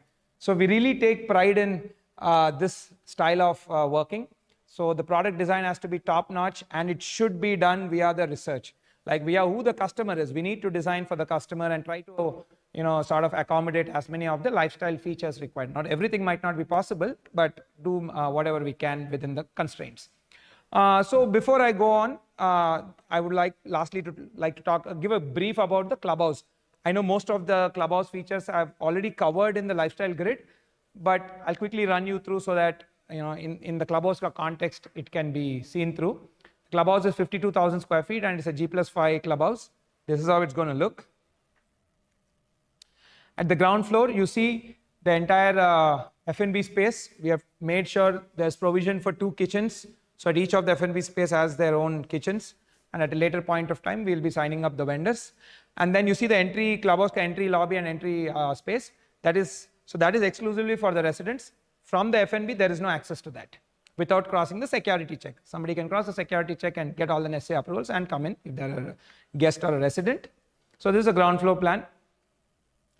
And this is the first floor plan. Pretty, I would say, simple and intuitive and elegant spaces. Like very, so you get onto the first floor that you have a large banquet hall with pre-function area and sort of a outdoor, like a veranda balcony area. So this is you want to host any of your larger gathering, and again, we have made sure we gave it's not a kitchen, I would say, it's more like a pantry area, which is for your prepping. We will not allow people to cook here because there will be safety hazards and we're not supposed to. But yeah, they can do their plating and the pura pre-setup. Second floor is not mentioned because second floor is essentially the downward side of the pool and all the pool pump equipments and all of that. That's why it's not mentioned. So it's more like a utility space for the pool. But yeah, third floor is the pool. The sizes I've mentioned earlier. It's pretty, I would say it's one of the biggest for, the category of the product here. And then the fourth floor is, again, I've mentioned earlier, it's badminton court, indoor air-conditioned badminton court, 3 numbers. People can book and use this facility. And then on the mezzanine level, on the 5th floor, you have indoor games, which is more like your TT and billiards and stuff like that. And it sort of overlooks into the badminton court also. And the Clubhouse rooftop is simply a multi-sports turf, right? So that's your Clubhouse. I thought I'll kind of cover another important topic also. In fact, I'm planning to make a few, I would say, awareness videos on how the entire billing, metering, and frankly, the utility management aspect happens in our communities and mostly in most gated communities. So essentially, the three most important utilities are gas, electricity, and water. And in this community, all three are metered and prepaid meters. Matlab, you pay first, and as you use, the bill gets adjusted. So this is mainly done from the point of view that people do not free ride. Nobody likes if another member of the community free ride, and frankly, it's not even the right thing to do, and that will kill the entire maintenance of the building. So everything is prepaid meters, and of course, you can pay them online via the app, and it will give you alarms and all also when the balance is less. And another thing also I would like to point out is there is flat level billing and there is a common area billing also. So typically what happens, let's take the case of electricity, because this is most commonly used topic area, right? So electricity, what happens is every month the electricity department issues only one bill to the entire community. Let's say that bill is now 100 rupees. Now how that 100 rupees has to be collected from all the people in the community, right? How do we do it? So there are meters established at every flat. Let's say I'm flat number 501 and I've used, let's say some 10 units of power. So based on my meter will tell me exactly how many units I used. Whatever the rate of the unit into the quantity gives my bill. Now add the bill of all the people in the community. Let's say the government bill is 100 rupees, and when you add a flat level bill, which we call your flat level billing, which comes from the meter. So you are only paying what you are using when it comes to your flat billing, right? On top of that, now you have common area things. What happens in this common area things? All your corridor lighting, your lifts, your mechanical, whatever, pumps, equipments, clubhouses, lobbies, there is a lot of energy requirement for these things, right? So all of this gets divided by the number of flats, and people have to pay. So let's say 100 rupees ka bill, one single bill government has given. Based on the meters, all the flats ka billing happens some 80 rupees. The last 20 rupees is divided into all the flats and people have to pay that. Irrespective of, let's say now you have not used the flat. You are staying, you have gone for a tour for 2 months, right? In that case, your flat electricity bill will be 0 rupees because you have not used anything there, you're not going to pay anything there. I mean, there's no consumption, but you will get a common area bill. Right? So approximately the common area bill for electricity in the communities what you have handed over is roughly around 1,000 to 1,200. Again, this will depend from time to time when the energy prices change. So this is how it happens. So there is a flat level billing which purely happens as per your usage, which is, I would say, majority of the bill. And the minority of the bill comes from common area billing. People will have to pay because if you don't, then your property value is going to come down. So, and there are meterings for at a flat level, the gas, electricity, water, everything is metered. So you will be paying for what you use within the flat, right? Then pretty much I've covered my side or what all points I wanted to talk, and frankly the design thesis of Broadway, why we have designed it like this, and I'm very confident that we have delivered on the entire aspiration aspect, which is more like the look and aesthetic, and the functionality aspect also. By and especially the curtain wall has been a sort of a game changer for us. A very new concept, like how outdoor living was a super feature for us in the past. Now we went to version 2 where we have outdoor living plus curtain wall. So this is a small snapshot of the, I would say, the entire elevation of the building. It looks sleek, tall, close to, if I'm not wrong, the 50 floor tall buildings. So it will look like any modern day, urban skyscraper. So one more thing before I move on, I really wanted to thank you all so much for making this entire Broadway a giant success, and really, frankly, changing the sentiment of the entire market, right? And I feel, very rewarded and happy. I mean, and really satisfactory that all the research what we have put in, you guys have greatly, sort of validated that, and it feels really satisfying. So thank you all so much for making Broadway a giant success, and not just a giant success. you guys have changed the narrative of the Hyderabad real estate as well, right? Most of you know the narrative has been not so great over the last 1.5 year. So thank you so much. We have really lifted, you guys have really lifted the narrative of real estate. A lot of people have called and told me that, their footfalls and everything has improved post Broadway. So thank you all for that. So I thought I'll even share a little lighter moment, which online I just came across one small meme. I thought I'll share with you guys. It was kind of interesting. But before I move on, like, okay, the 1250 crore, we are happy in sales and all of that. But what exactly is this? So we thought we'll just bring out a little bit more perspective on what is that 1250 crore when it translates into the demographics. So we just made a slide. Who are your neighbors? So if you look at the age distribution, this is what if age distribution. And if you look in the beginning, our research was mainly catered in the 30 to 45 segment, and most of our customers also happen to be in that age segment. So it's really satisfying to see that your research has come out right. Right, so that's the age distribution, and these are the list of companies from where most of the buyers are in the order. Amazon says we have the highest number of buyers, then Microsoft, Apple, Deloitte, Accenture, Google, and BofA, Bank of America. So to give you a perspective of who your neighbors are and how this community is going to be like, right? So let me play a small meme. I thought I really found it funny, and I thought I'll share with you. But again, thank you so much for not just making Broadway a success, but lifting the entire spirit of Hyderabad real estate. Let me just play this.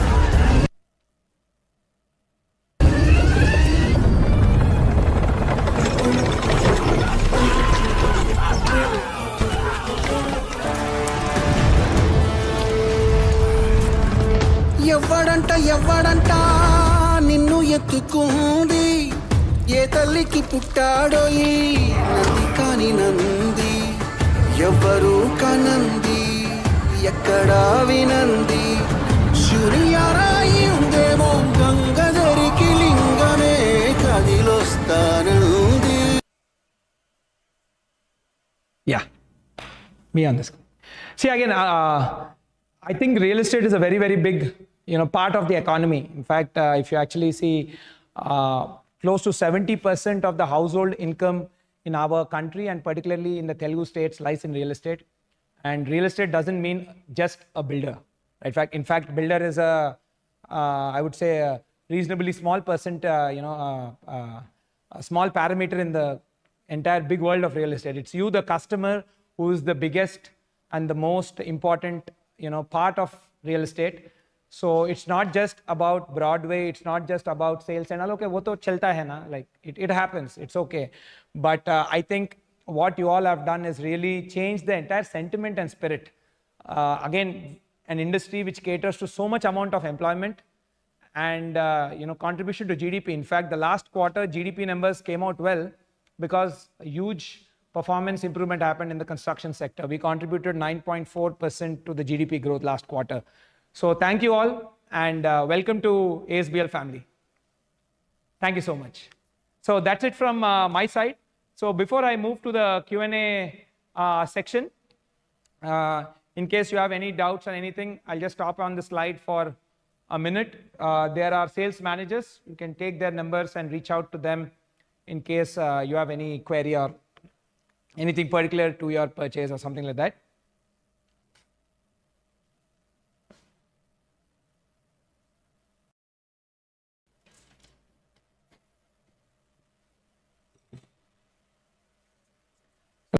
So now let's head into the Q&A part. Sort of, it's going to be a good real-time live interaction. You can scan the QR and you can type in your questions. I'll try to answer as many as them. I'll just be back in a minute.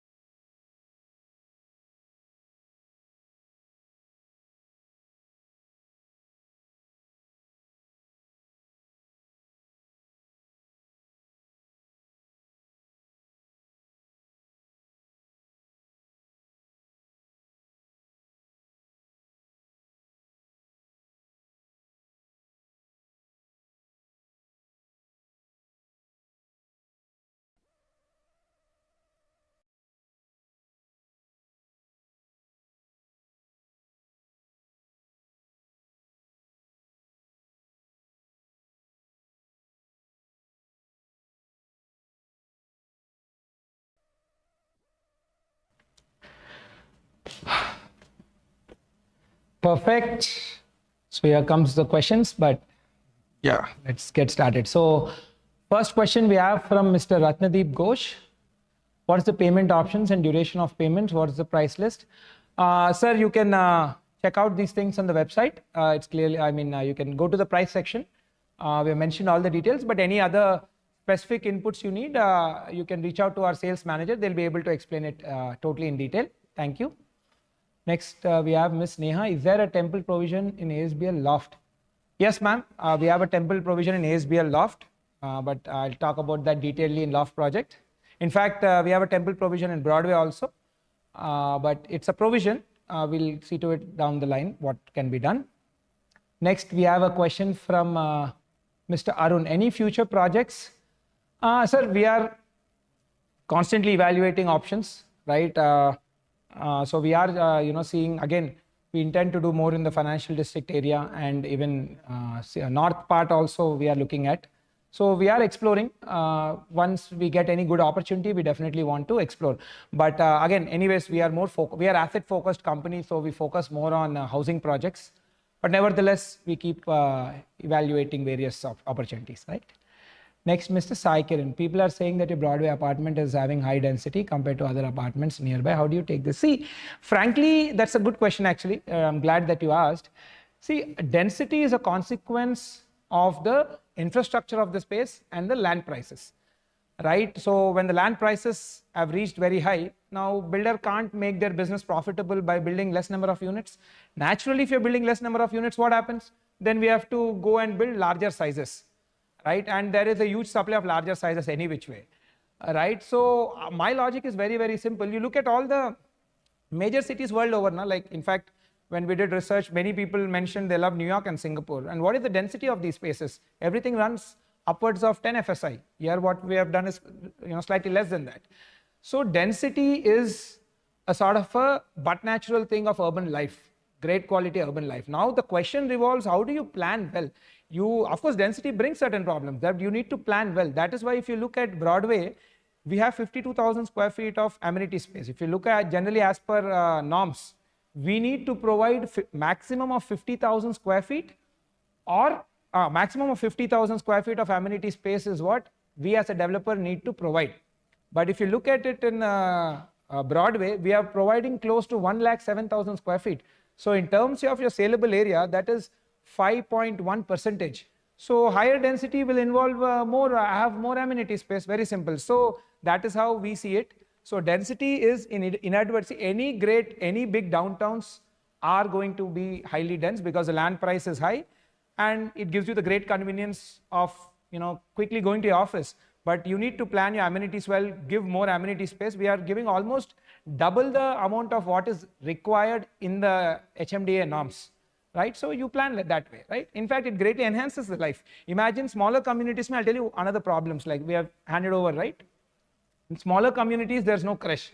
Why? Because the creche vendor is telling my business will not run profitable because there are only 300 or 400 customers. It's getting very difficult to get good supermarket vendors. Why? Again, they're telling only 300-400 ka market, I will not make profit.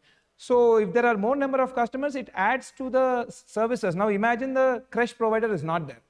We can provide space, but if there's no service provider, how will your problem be solved? How will the entire childcare aspect be taken care? So I am in support of let the market lead it. If the market determines that this is what it needs, then we should be doing it. That's how I see it, right? Thank you. Next we have Ms. Sujana. Hello, great to see you. Hello, ma'am. Quick question: how much is the capacity of the big banquet hall?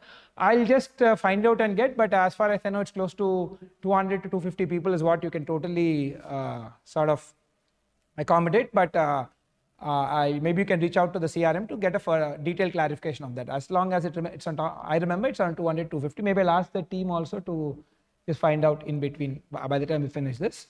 But yeah, right. Thank you. Next we have Mr. Mohana. What may come next to ASBL Broadway, which is showing empty land, right? Sir, I think maybe another apartment project or a commercial project might come. Again, that this is a highly coveted and the most sought after real estate neighborhood in the entire Hyderabad city. So I presume a lot of builders would be looking at opportunities in this area. So you can expect sort of a commercial building, office buildings, or apartment buildings, right? Next, Mr. Ashwin, how the process would increase in the how the process would increase in the coming 5 years? Could you explain how you're able to give no pre-MI option? Huge plus point. I've not really understood your question, sir. How the process would increase, I don't know, like, okay, but anyways, see, again, the pre-MI option is something which we thought, again, picking up from our user research, it would greatly make their entire, people wanted that comfort and financial flexibility of buying a home. When we did research, people were saying whenever we bought home until we get handover, it was really putting constraints on our budget and we don't even get to use the product. So that's how this idea of pre-MI, we got it approximately, now it's close to 5 years. And we have given pre-MI, we have processed pre-MI payments monthly for now 4,000, I would say 57 customers. That's the number of customers to whom we have done it over the last 3-4 years. And many people have given great feedback on how it has helped their, ease up their home buying process. So we use it mainly to ease up the entire, sort of give more comfort in buying and ease up the buying process for our customers, right? Next, Ms. Akshita. What all facilities, amenities will be chargeable and the rationale behind it? What will be approximate charges apart from the monthly maintenance? A good question, ma'am, actually. We'll provide a detailed list, but I would say what all on top is your multi-purpose hall would be chargeable, right? And then your gym would be chargeable. And next, the play zone and play zone is free. And I would say what else is there which is chargeable? Gym, multi-purpose hall, swimming pool is free, badminton courts all sports are free. But we'll release a detailed list on what we are chargeable, and that's a good question. And even the co-working space would be chargeable. What is the rationale behind charging? That's a very, very important question. Thank you for asking. See, what happens is we are giving the space, right? And you are paying for the club and amenities as a customer, you're paying for that. With that, the infrastructure gets built. Now, infrastructure alone is not sufficient. You need a service provider. Who is service provider? Matlab the person who is housekeeping, right? And there's electricity charges which gets used there. Let's say now your co-working space has got all the printing. Now, frequently all the printing and stationery equipment needs to be, maintenance, upkeep and all happens.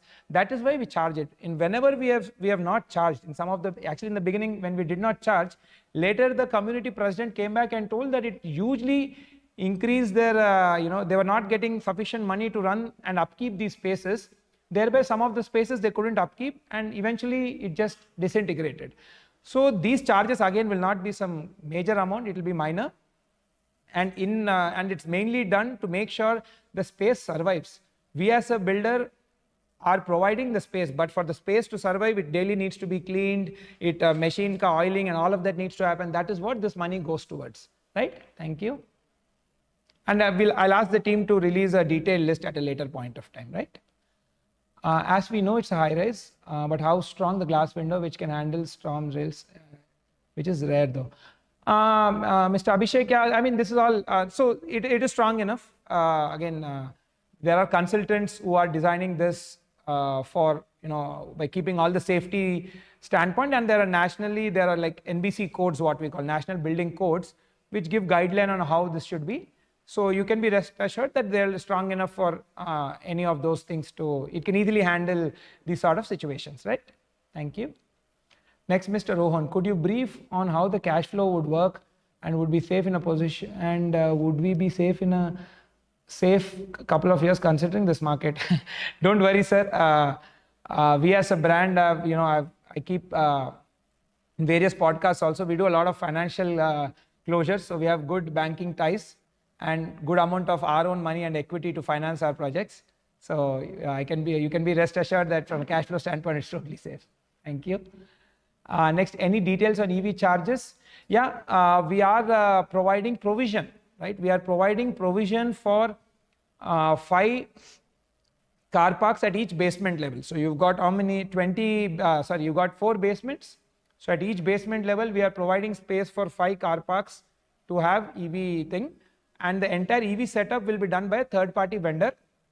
He will come and set up the equipment, and it will be like a pay and use sort of a facility, right? And it will be there at each basement level, right?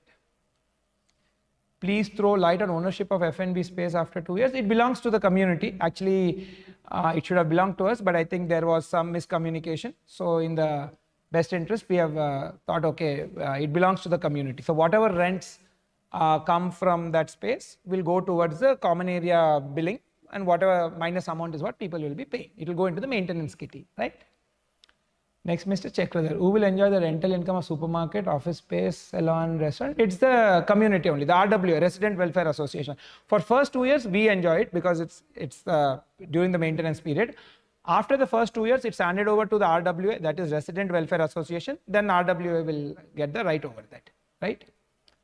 Next, Mr. Rohan, are you doing any villa projects? No, sir, not as of now. However, we are evaluating options. If at all anything like that is there, we will intimate our customers. But currently, we are not looking at that. We are just exploration phase, I would say. Thank you. Next, Mr. Rohit. I had question on customer referral. I booked a flat and referred my brother, but reward experience is not good. Sure, sir, you can reach out to the CRM. They should be able to help you based on whatever is the condition. Thank you. Next, Mr. Sekar, Mr. Jayasri, Ms. Jayasri. When is the position the clubhouse is open for all, not only buyers? Why billing is paid by owners? I'm interested in ready move. Sure, ma'am. There are a lot of ready to move in properties in the neighborhood. You can check out online and you can select the one whichever suits your need. Right? Possession, it's in December 29. Right? Thank you. Next, this also answered. Next, Mr. Mohana. Can you explain the logic behind parking space allotment? See, again, with parking, we have traffic consultants who frankly do the technical aspect of parking design. But, it's designed in such a way that from where you park your car, it's closest to the corresponding lift bay. So again, we have to make sure that there's a priority order which they follow, and then iske hisab se parkings get designed. And frankly, it's not what do you say? It has never been of a major pain point for anybody. It has sort of been done with a particular logic in mind, right? What is the confidence level to finish? 100%. You can be rest assured, right? Next. Kiran, do you have any plans to launch venture in Tellapur and around areas? Not anything as of now, sir. However, we are continuing. We do look for, we do evaluate various things which come to us, but nothing currently active, I would say, right? Next, Mr. Jayesh, will we have to pay separately for using banquet space, creche and guest rooms? Yes, banquet space you will have to pay because there is a good amount of housekeeping and all of that involved post and pre the event. And there's some small breakage. If there's a major breakage, there'll be a penalty charge. But sometimes after 1-2 years, some small level of works keep happening. For that money goes. Creche, yes, you'll have to pay to the service provider. We are giving the space for the creche. We are not running the creche business. The creche business will be run by a creche company. Whatever they charge, you will have to pay. And guest rooms, yes, guest rooms are also chargeable. And this money after the first 2 years goes to the RWA. In fact, all these payments after the first 2 years go to the RWA. Right?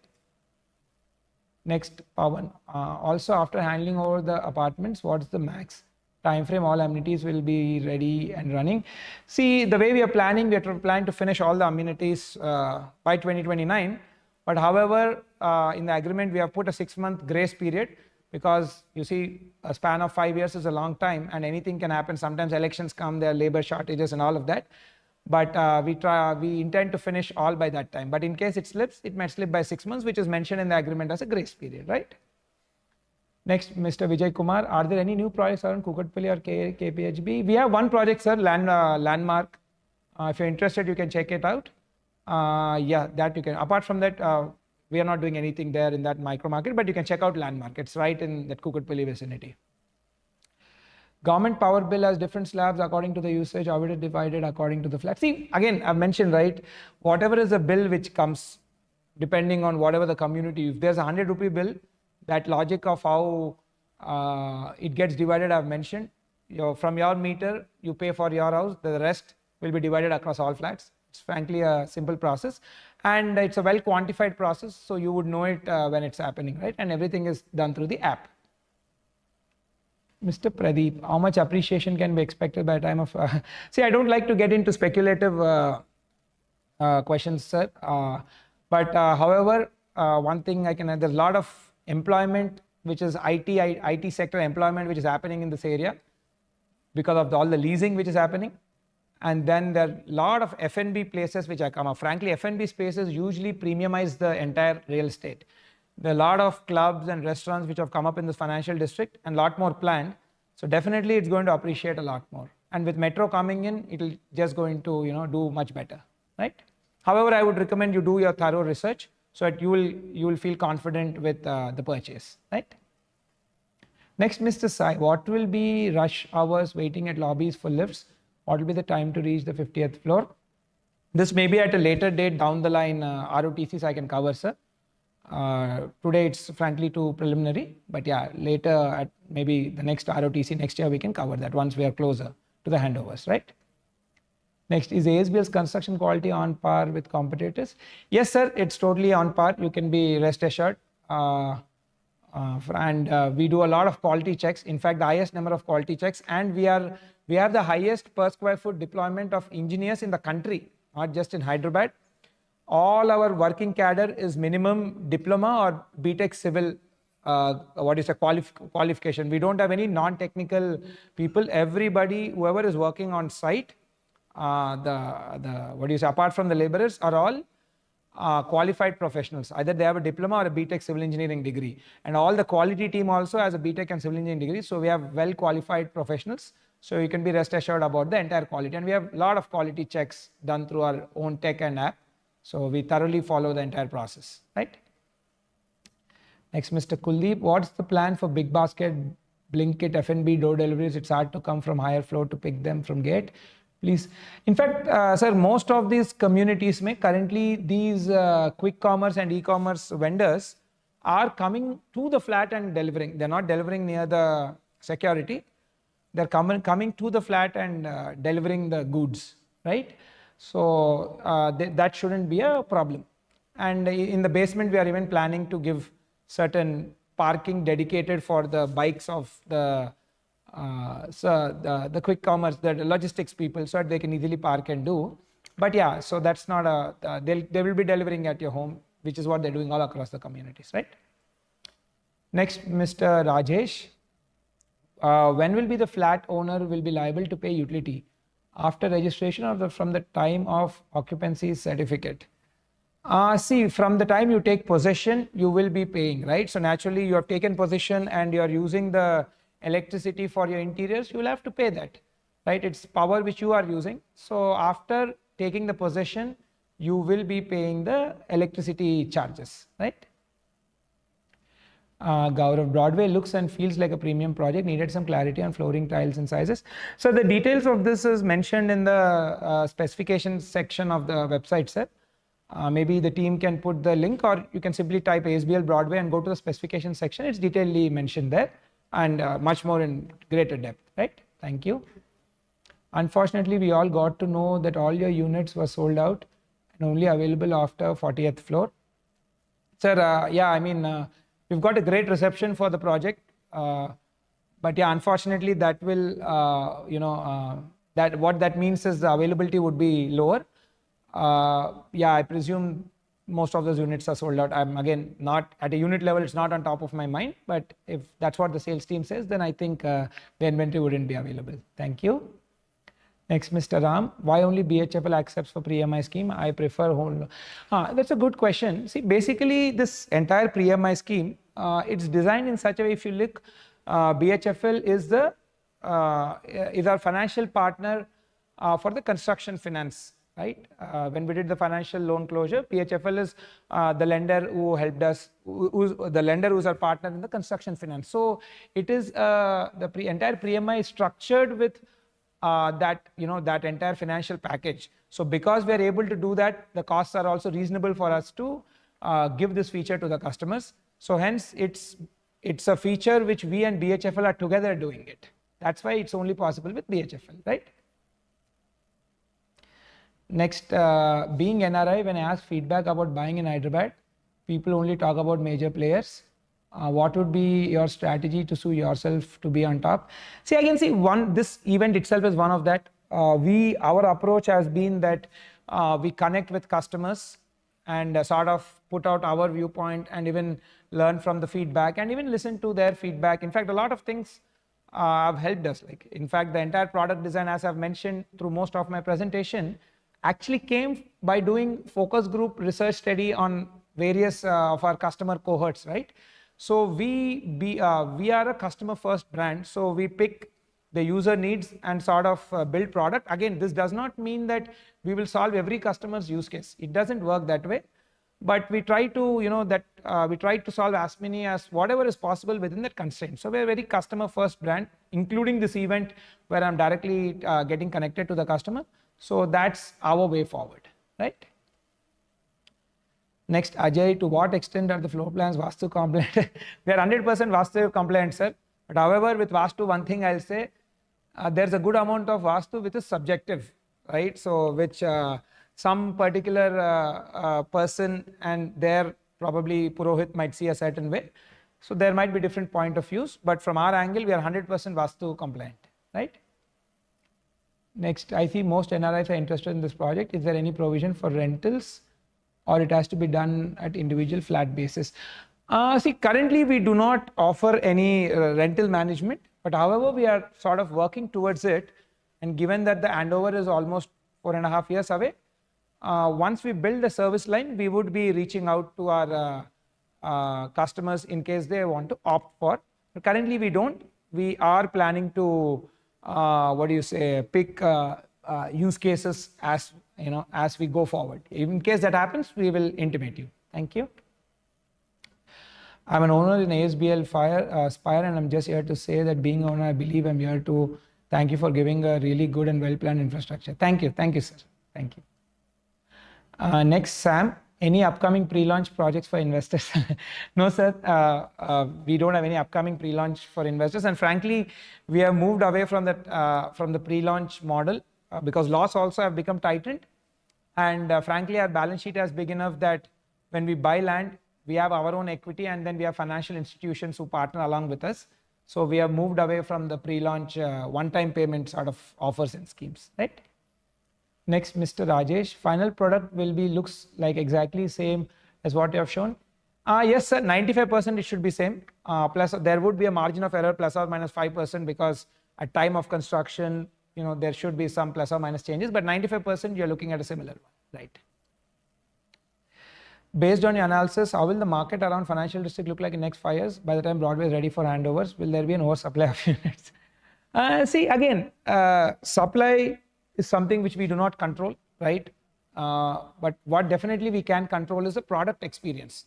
And my thinking is, if you give a great product to your customer, this will naturally be far higher valued than any of your competing products. One thing I can say from our brand perspective, for the next 5 years, we intend to be there in this area for, at least not just 5, for the 10 years. We see this area as a major growth area for our company over this decade. So I can definitely say that we are committing a lot more capital to this area. We are very bullish about it. But again, nevertheless, supply I do not control. But great product experience is something which I can control and which we are trying to deliver through our projects, right? Next, Mr. Hari. Have you started a new trend in real estate by keeping things transparent? You're doing a lot of research, taking customer feedback and implementing them. Thank you and wish you a great. Thank you so much, sir. Thank you again. As even as the competition increases, you got to innovate and come up with new ways. And frankly, I got to learn a lot by speaking to customers. Again, maybe everything I cannot do, but a good number of things we can. Like co-working and all was not my idea. Something which I learned from my Spire and Spectra customers. So thank you so much. Yeah. And I also see the sector also over the next 20 years. Not even the next 20 years, actually by 2032, just to share some statistic, currently we are 8.5% of the national GDP. The country's GDP is 4.3 trillion, $4.3-ish trillion, and we are 8%. Over the next, one second, let's fly, yeah. Over the next 7 years, we are going to double our GDP. to $8 trillion, and the share of construction sector is going to 15%. So it means we are quadrupling our share in the GDP, right? So it means a lot is going to happen in the real estate sector, and we sort of want to be pioneers of the next 10-15 years of this sector. So we are just trying to come up with new approaches, and thank you for the feedback. Ms. Sivani, hello sir, I wanted to understand why ASBL would want terrace access to property indefinitely after handover as per the maintenance. Maybe I would recommend, I'm not really aware, ma'am, you can cross check. We don't want any access to terrace. The terrace also belongs to the community members only, and there are no amenities on this terrace. So hence it's locked for security purposes, and the maintenance staff and crew use it for all the whatever maintenance works. A lot of piping, and good part of the terrace, there is a mandatory solar panels what we have to put. So whatever is all the MEP or the piping and MEP stuff happens on the terrace. We do not have any ownership of that. The terrace is a lock and key thing which will be managed by the FM and the RWA, frankly. So we do not have ownership of the terrace, right? It belongs to the community. With just one entry point into the community, isn't it a concern for 885 residents? No, sir. Again, the traffic consultant has seen through the entire thing. And again, given whatever is the constraints, this is the best what has been suggested. And the traffic consultant designs various malls, IT buildings, a lot of things. They have great experience in this. In whatever is the constraints possible, this has been the best design what they have come up with, right? Next, Mr. Ashwin. When would we be able to finish 50th floor slab, as that's when the pre-MI stops, right? Previous question was about prices. Any research has been done on neighbors' prices 5 years down the lane? See, we do our internal research, and I do not want to put out our data out because it might be seen speculative. However, I would recommend you do the research independently. You can go to the RERA website where you have a lot of supply data, and you can scrape the internet, typically YouTube and general Google, which will give a lot of information on a lot of office leasing or those sort of things. You can build up your own equation. See, the 50th floor slab, I'm not really on top of my mind, but I think we do provide in the booking application, right, team, tentative dates. I think somewhere in the booking application process or the cost sheet, we do provide tentative dates. I would recommend you look at, you check it out. But yeah, the EMI stops once the 50th floor slab is done, right? Thank you. Now, anonymous, why there is no warranty on the building in case of something happens? See, I think the warranty and these sort of things, whatever are mandated by the law, those would be there. I'm not really particularly aware of the legality and whatever the nitty-gritty of it. But whatever the government law recommends, that would be covered, right? Next, Mr. Jayesh. Next question. What about fire safety, since this is one major risk, fire rise?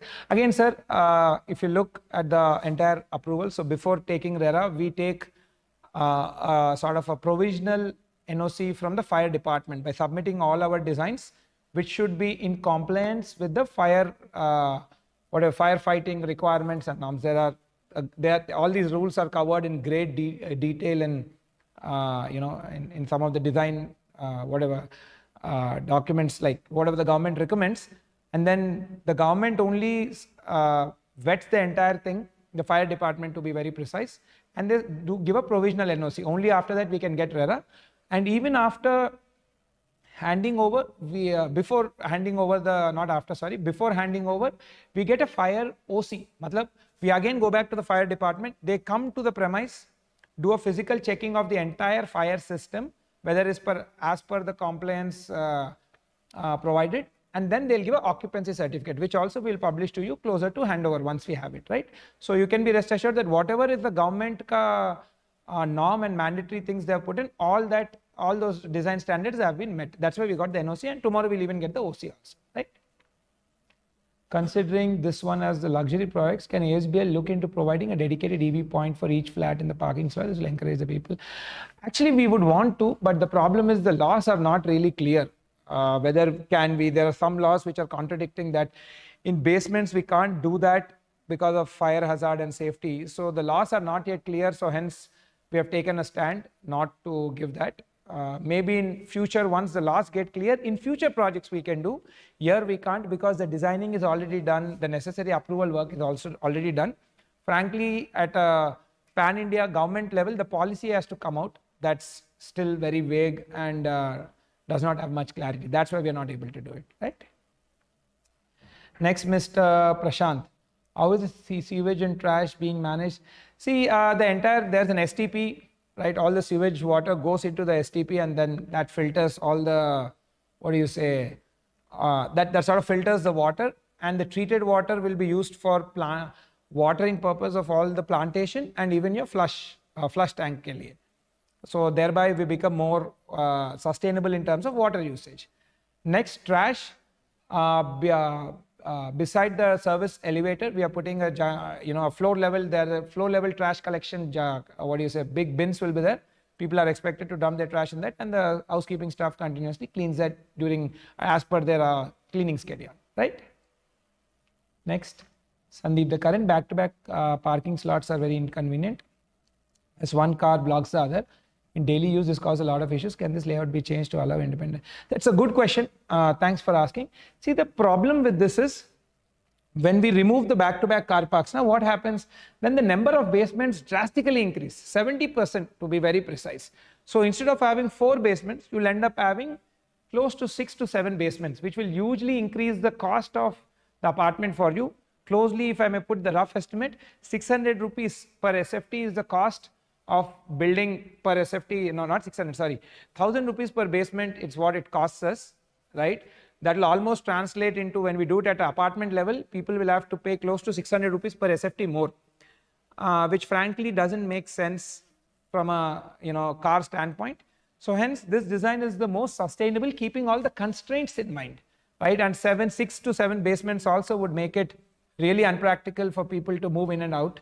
So the back-to-back parking solution is the best given all the constraints, right? Thank you. Hi, Ajitesh, thank you for sharing info on Broadway. How would the glass wall be maintained, and would be an example? Sure, sir. The glass walls, right? The curtain walls would be maintained by the housekeeping. There'll be specialized staff or a vendor whom we will give the contract to. And it will be part of your maintenance budget only. You don't have to pay anything extra.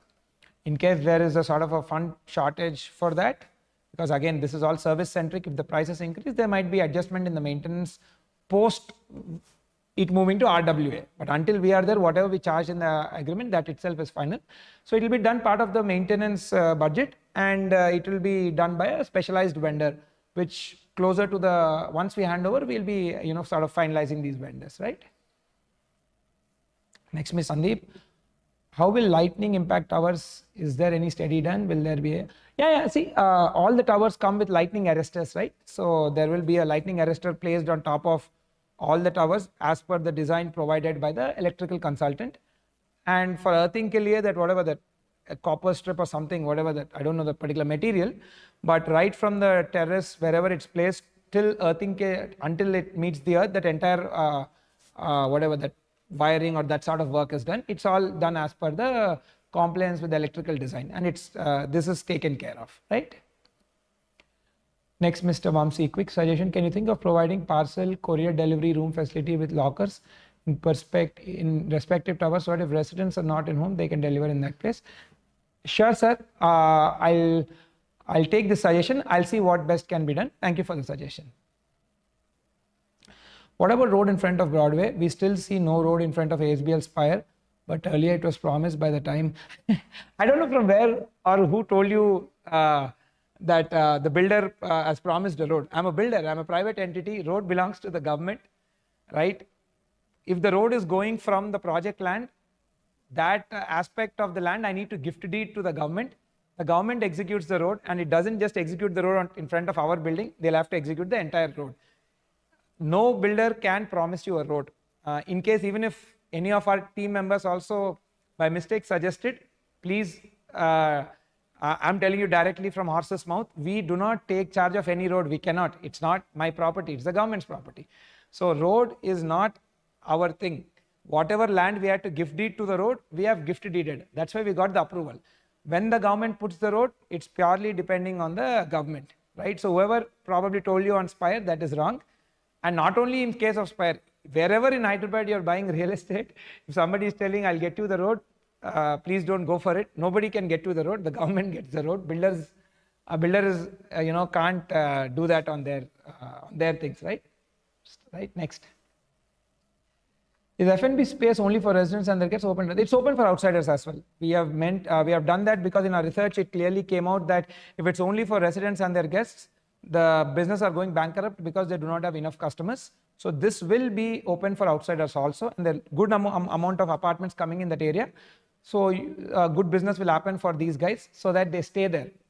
If they don't stay, then essentially the space dies, right? So it is open for outsiders. How does your construction quality compare? I've already answered this question, ma'am. Next. If in case there's any maintenance within my flat, power, water leak, etc., do we have to go with your preferred vendors only? Maybe this we can get, I can answer it closer to the handover. Frankly, we are 4.5 years away. Maybe closer to that I can answer because the policy, I'm not really on top of my mind what it is today, right? Why not ASBL villas? I'm an NRI looking for a premium builder constructing a villa. I only see a couple of major players in the villa market. Sure, sir, we will look into it, but predominantly that's not a product category. But having said that, we are evaluating, a few options like that in very early stage. But if anything like that comes, we will reach out to you. Thank you. Next, can you please talk about glass specs, heat resistance, UV protection? So this maybe you can reach out to the CRM team for technical specifications. I'm not really aware of them, not on top of my mind. Maybe the engineering team can provide, right? Hope the top floor pair are highest pairs. So in ASBL, is there any special treatment for top floor for heat reduction? Yeah, see on top, we do sort of, we put like, heat resistant paint on the terrace. We paint the entire terrace with heat resistant paint that will reduce the heat to some extent. But yeah, I mean, whatever, again, all of these things are covered in the norm. Whatever in the norm, we do that, right? Next, can you explain how many lifts per floor, regular and service lifts? Sure, sir. Again, this is clearly mentioned in the plans section of the website. There are 5 passenger lift and 1 service elevator, right? Any dedicated parking for curbside F&B space or only walking is preferable? See, as per the design, it is designed only for walking customers only. But however, at a later point of time, if the RWA, that is the Resident Welfare Association, feels that it would be more encouraging for the F&B player if they give some parking, they can look into that aspect. But at least from our standpoint, we designed it purely as a curbside F&B, so it's expected to be accessed only via walking, right? Next, Mr. Vishal, as ASBL is growing, please have and publish a service level based escalation management, as it will help to concern understanding key themes. Sure, sir. You can reach out. I mean, we have a well-functioning CRM team in place. You can reach out to them. But however, we'll try to we'll keep innovating on how to make things better, right? Thank you. Next, Mr. Sandeep, is both drinking and usage water available 24/7 at Broadway? If yes, how is it supplied? Also, is there power backup provision for each flat? Yes, there is a 100% power backup provision for each flat. In case there's a power cut, the generator gets switched on automatically, and then it will supply power for all the flats. Like you can even run your AC or whatever you're doing in your flat, it can 100% power backup. Regarding water, see, the water will be supplied by major amount of water will be coming in via the piped water connection, which we will be applying for after getting occupancy certificate, because that is the procedure. After we get OC, we have to apply to the Metro Water Board, and they will lay the pipeline. Majority of the water comes through the piping system, the piped water, and some amounts of it will come from the borewells as well. In case these two are not sufficient, then sometimes people buy from the water tankers. That's pretty much the usage spectrum, right? But majority is expected to come from the piped water connection. And this area, I believe, has a piped water connection. So, that sort of takes care of most of the issues. Next, Anonymous, is it true that access to basement 3, I don't have to go through basement 1 and 2? No, you have to go through basement 1 and 2, right? I've shown up in the plan There is a ramp, circular ramp. You just go in concept, like in the same circles until you reach basement 3. You can go there. I've shown it in the plan as well, right? What should a first-time real estate investor look for when making a purchase? ROI if someone looks for the rent. What kind of return on investment can one expect if investing? See, if you are treating real estate from a investment standpoint, I wouldn't suggest really looking for rentals, because rentals in housing is what, like 3%, right? 3% rental return, and property appreciation, let's take 7%. 10% return, I would say if you're in like probably 30s, it's a low return. I wouldn't recommend you to invest in residential real estate for rents. In fact, I would suggest in such case, you can buy REITs or invest in commercial real estate, which will give you more like 12-13%. In residential real estate, you can make decent money by flipping homes. I've spoken about this on various platforms. We will send that content to you so you can detailedly see it, right? Thank you. Next, Mr. Rishikesh. Any solar system by using curtain wall glass as panels for common area energy usage, common area charges as per SFT or equal distribution? No, sir. The glass facade is not a solar panel. We do not do it. In fact, nobody has been using much in the country because the cost of that is extremely high. It wouldn't make it wouldn't make any viable sense. So hence we don't do it, right? Thank you. Next, Mr. Rajesh. Customizing the unit is possible, or we need to go with standard provisions like sinks, kitchen islands, cabinets, bathroom vanities, flooring tiles, granites? Sir, you cannot break or change any of the floor plans. However, closer to the unit, we will come up with a detailed document on what you can do, what you cannot do. We have been doing that in every project closer to handover. It will have all your do's and don'ts from a safety and technical aspect standpoint. You can do it, you can read that, and whatever the document allows, you can do that. But any major changes regarding, you can't touch the walls, even tiling chipping also has created a lot of problems where people end up chipping the slab little too much, because see, frankly it's not in your control, right? You give it to some interior contractor and it's last mile executed by a laborer. What if he chips the slab beyond a certain point? It will greatly put you and your other residents at risk. So we do not allow any chipping activities, right? But however, closer to the handover, we will give a document clearly which says all the do's and don'ts, right? And I would strongly recommend people to comply from a safety standpoint, not just for your family, for all your neighbors, and for the welfare of everybody. You don't want to get into any crazy situation, any bad situation, right? Next, Mr. Sunil. Yeah. Any demographic detail of your purchaser? Are there a significant number of North Indians to make my mind to buy a unit? Yes, sir. I've in fact published the details. From an ethnicity standpoint, yes, we have not published, but I would say roughly 35 to 40% of the customers who are Indian-based customers, right? We have NRIs also. Most NRIs are Telugu people, but who are Indian-based customers, we have a good 40% who are North Indians, right? And regarding the age groups, I've already presented earlier. When we publish the video online, you can cross-check that, right? Thank you. Is the glass wall heat resistant? See, I think maybe the technical details you can reach out to the CRM team. Maybe that will be a better. They'll be able to take it from the engineering and better answer that. I don't think whatever is again as per the norm, it would be there as per that, right? Thank you. Is home automation available?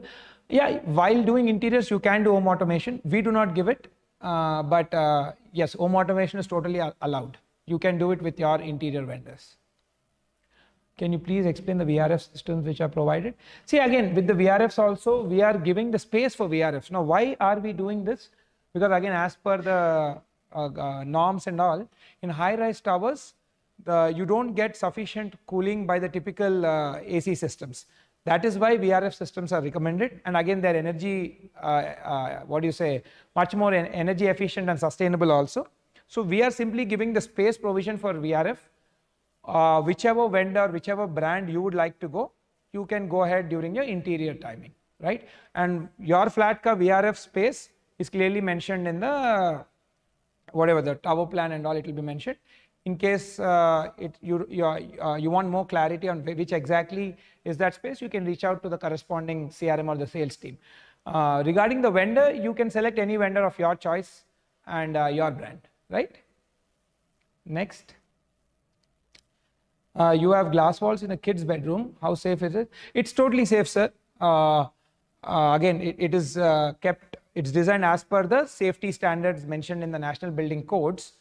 And you can be rest assured that it's totally safe. Unless somebody takes, I don't know, maybe take a, like really shoot the glass with multiple rounds of bullets, then it will break. But on a typical course of action, nothing is going to happen. It's as safe as any buildings world over what you see, and they're clearly mentioned in the government NBC norms also. So you can be rest assured about its safety and strength, right? Thank you. Both the 2650 floor plan is really well planned, but the dedicated puja room space seems like a second thought in the half bedroom. Yes, sir. Basically, after designing with all the constraints, we could see that the maximum experience of the floor plan was able to come out only under this plan. We did multiple iterations, wherein by if you sort of if you put the puja room as a, what do you say, in the main area, a lot of area was getting killed in the living room. So after doing multiple iterations, this is what we thought was the best from a experience standpoint, right? Next, Mr. Arun, feedback: common washroom would ease the access of visitors who visit home. I would say, yeah, in the 2650 unit plan, there is a common washroom. In the rest, we don't have common washrooms because, again, majority of the customers have preferred attached bathroom. Hence, we have gone with that. So sort of it was, we had to take what was the more number of people opting for. Yeah, but in the larger one, because the half bedroom could be used as a kid bedroom or an extra bedroom or frankly any other space, so we had to give a common washroom, but rest it's attached. But however, I'll take this feedback over the next set of projects, depending on the customer, I would say, trend and expectation. We can change in the future projects, but not in this, it's already designed. But yeah, frankly, in the design phase, a lot of people opted for attached toilet. That's why we have given that, right? Thank you. Next. Done. I think pretty much we're done with all the questions. Yeah. Are there dual inlets, water inlets in the kitchen? No, sir. I think the kitchen has one water inlet. But however, you can, yeah, I remember you have one water inlet, not dual water inlets. But however, I would recommend you reach to the CRM team and they'll probably give the right detail from the engineering team regarding the number of water inlets. But as far as I remember, it's one water inlet. In the kitchen and in the utility, you have, I think, whatever design says, say multiple water inlets. Right, I'll maybe just stay for another couple of minutes. If there are any questions, I can answer. If not, we can call it. Right, I think pretty much that's it. So thank you so much. It was really great connecting with all of you in this manner. It's a lot more convenient. I understand a lot of you have attended this from different parts of the world.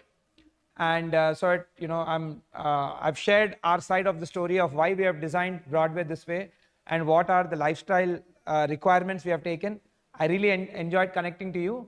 Thank you so much, and namaste, and welcome to ASBL family. Thank you.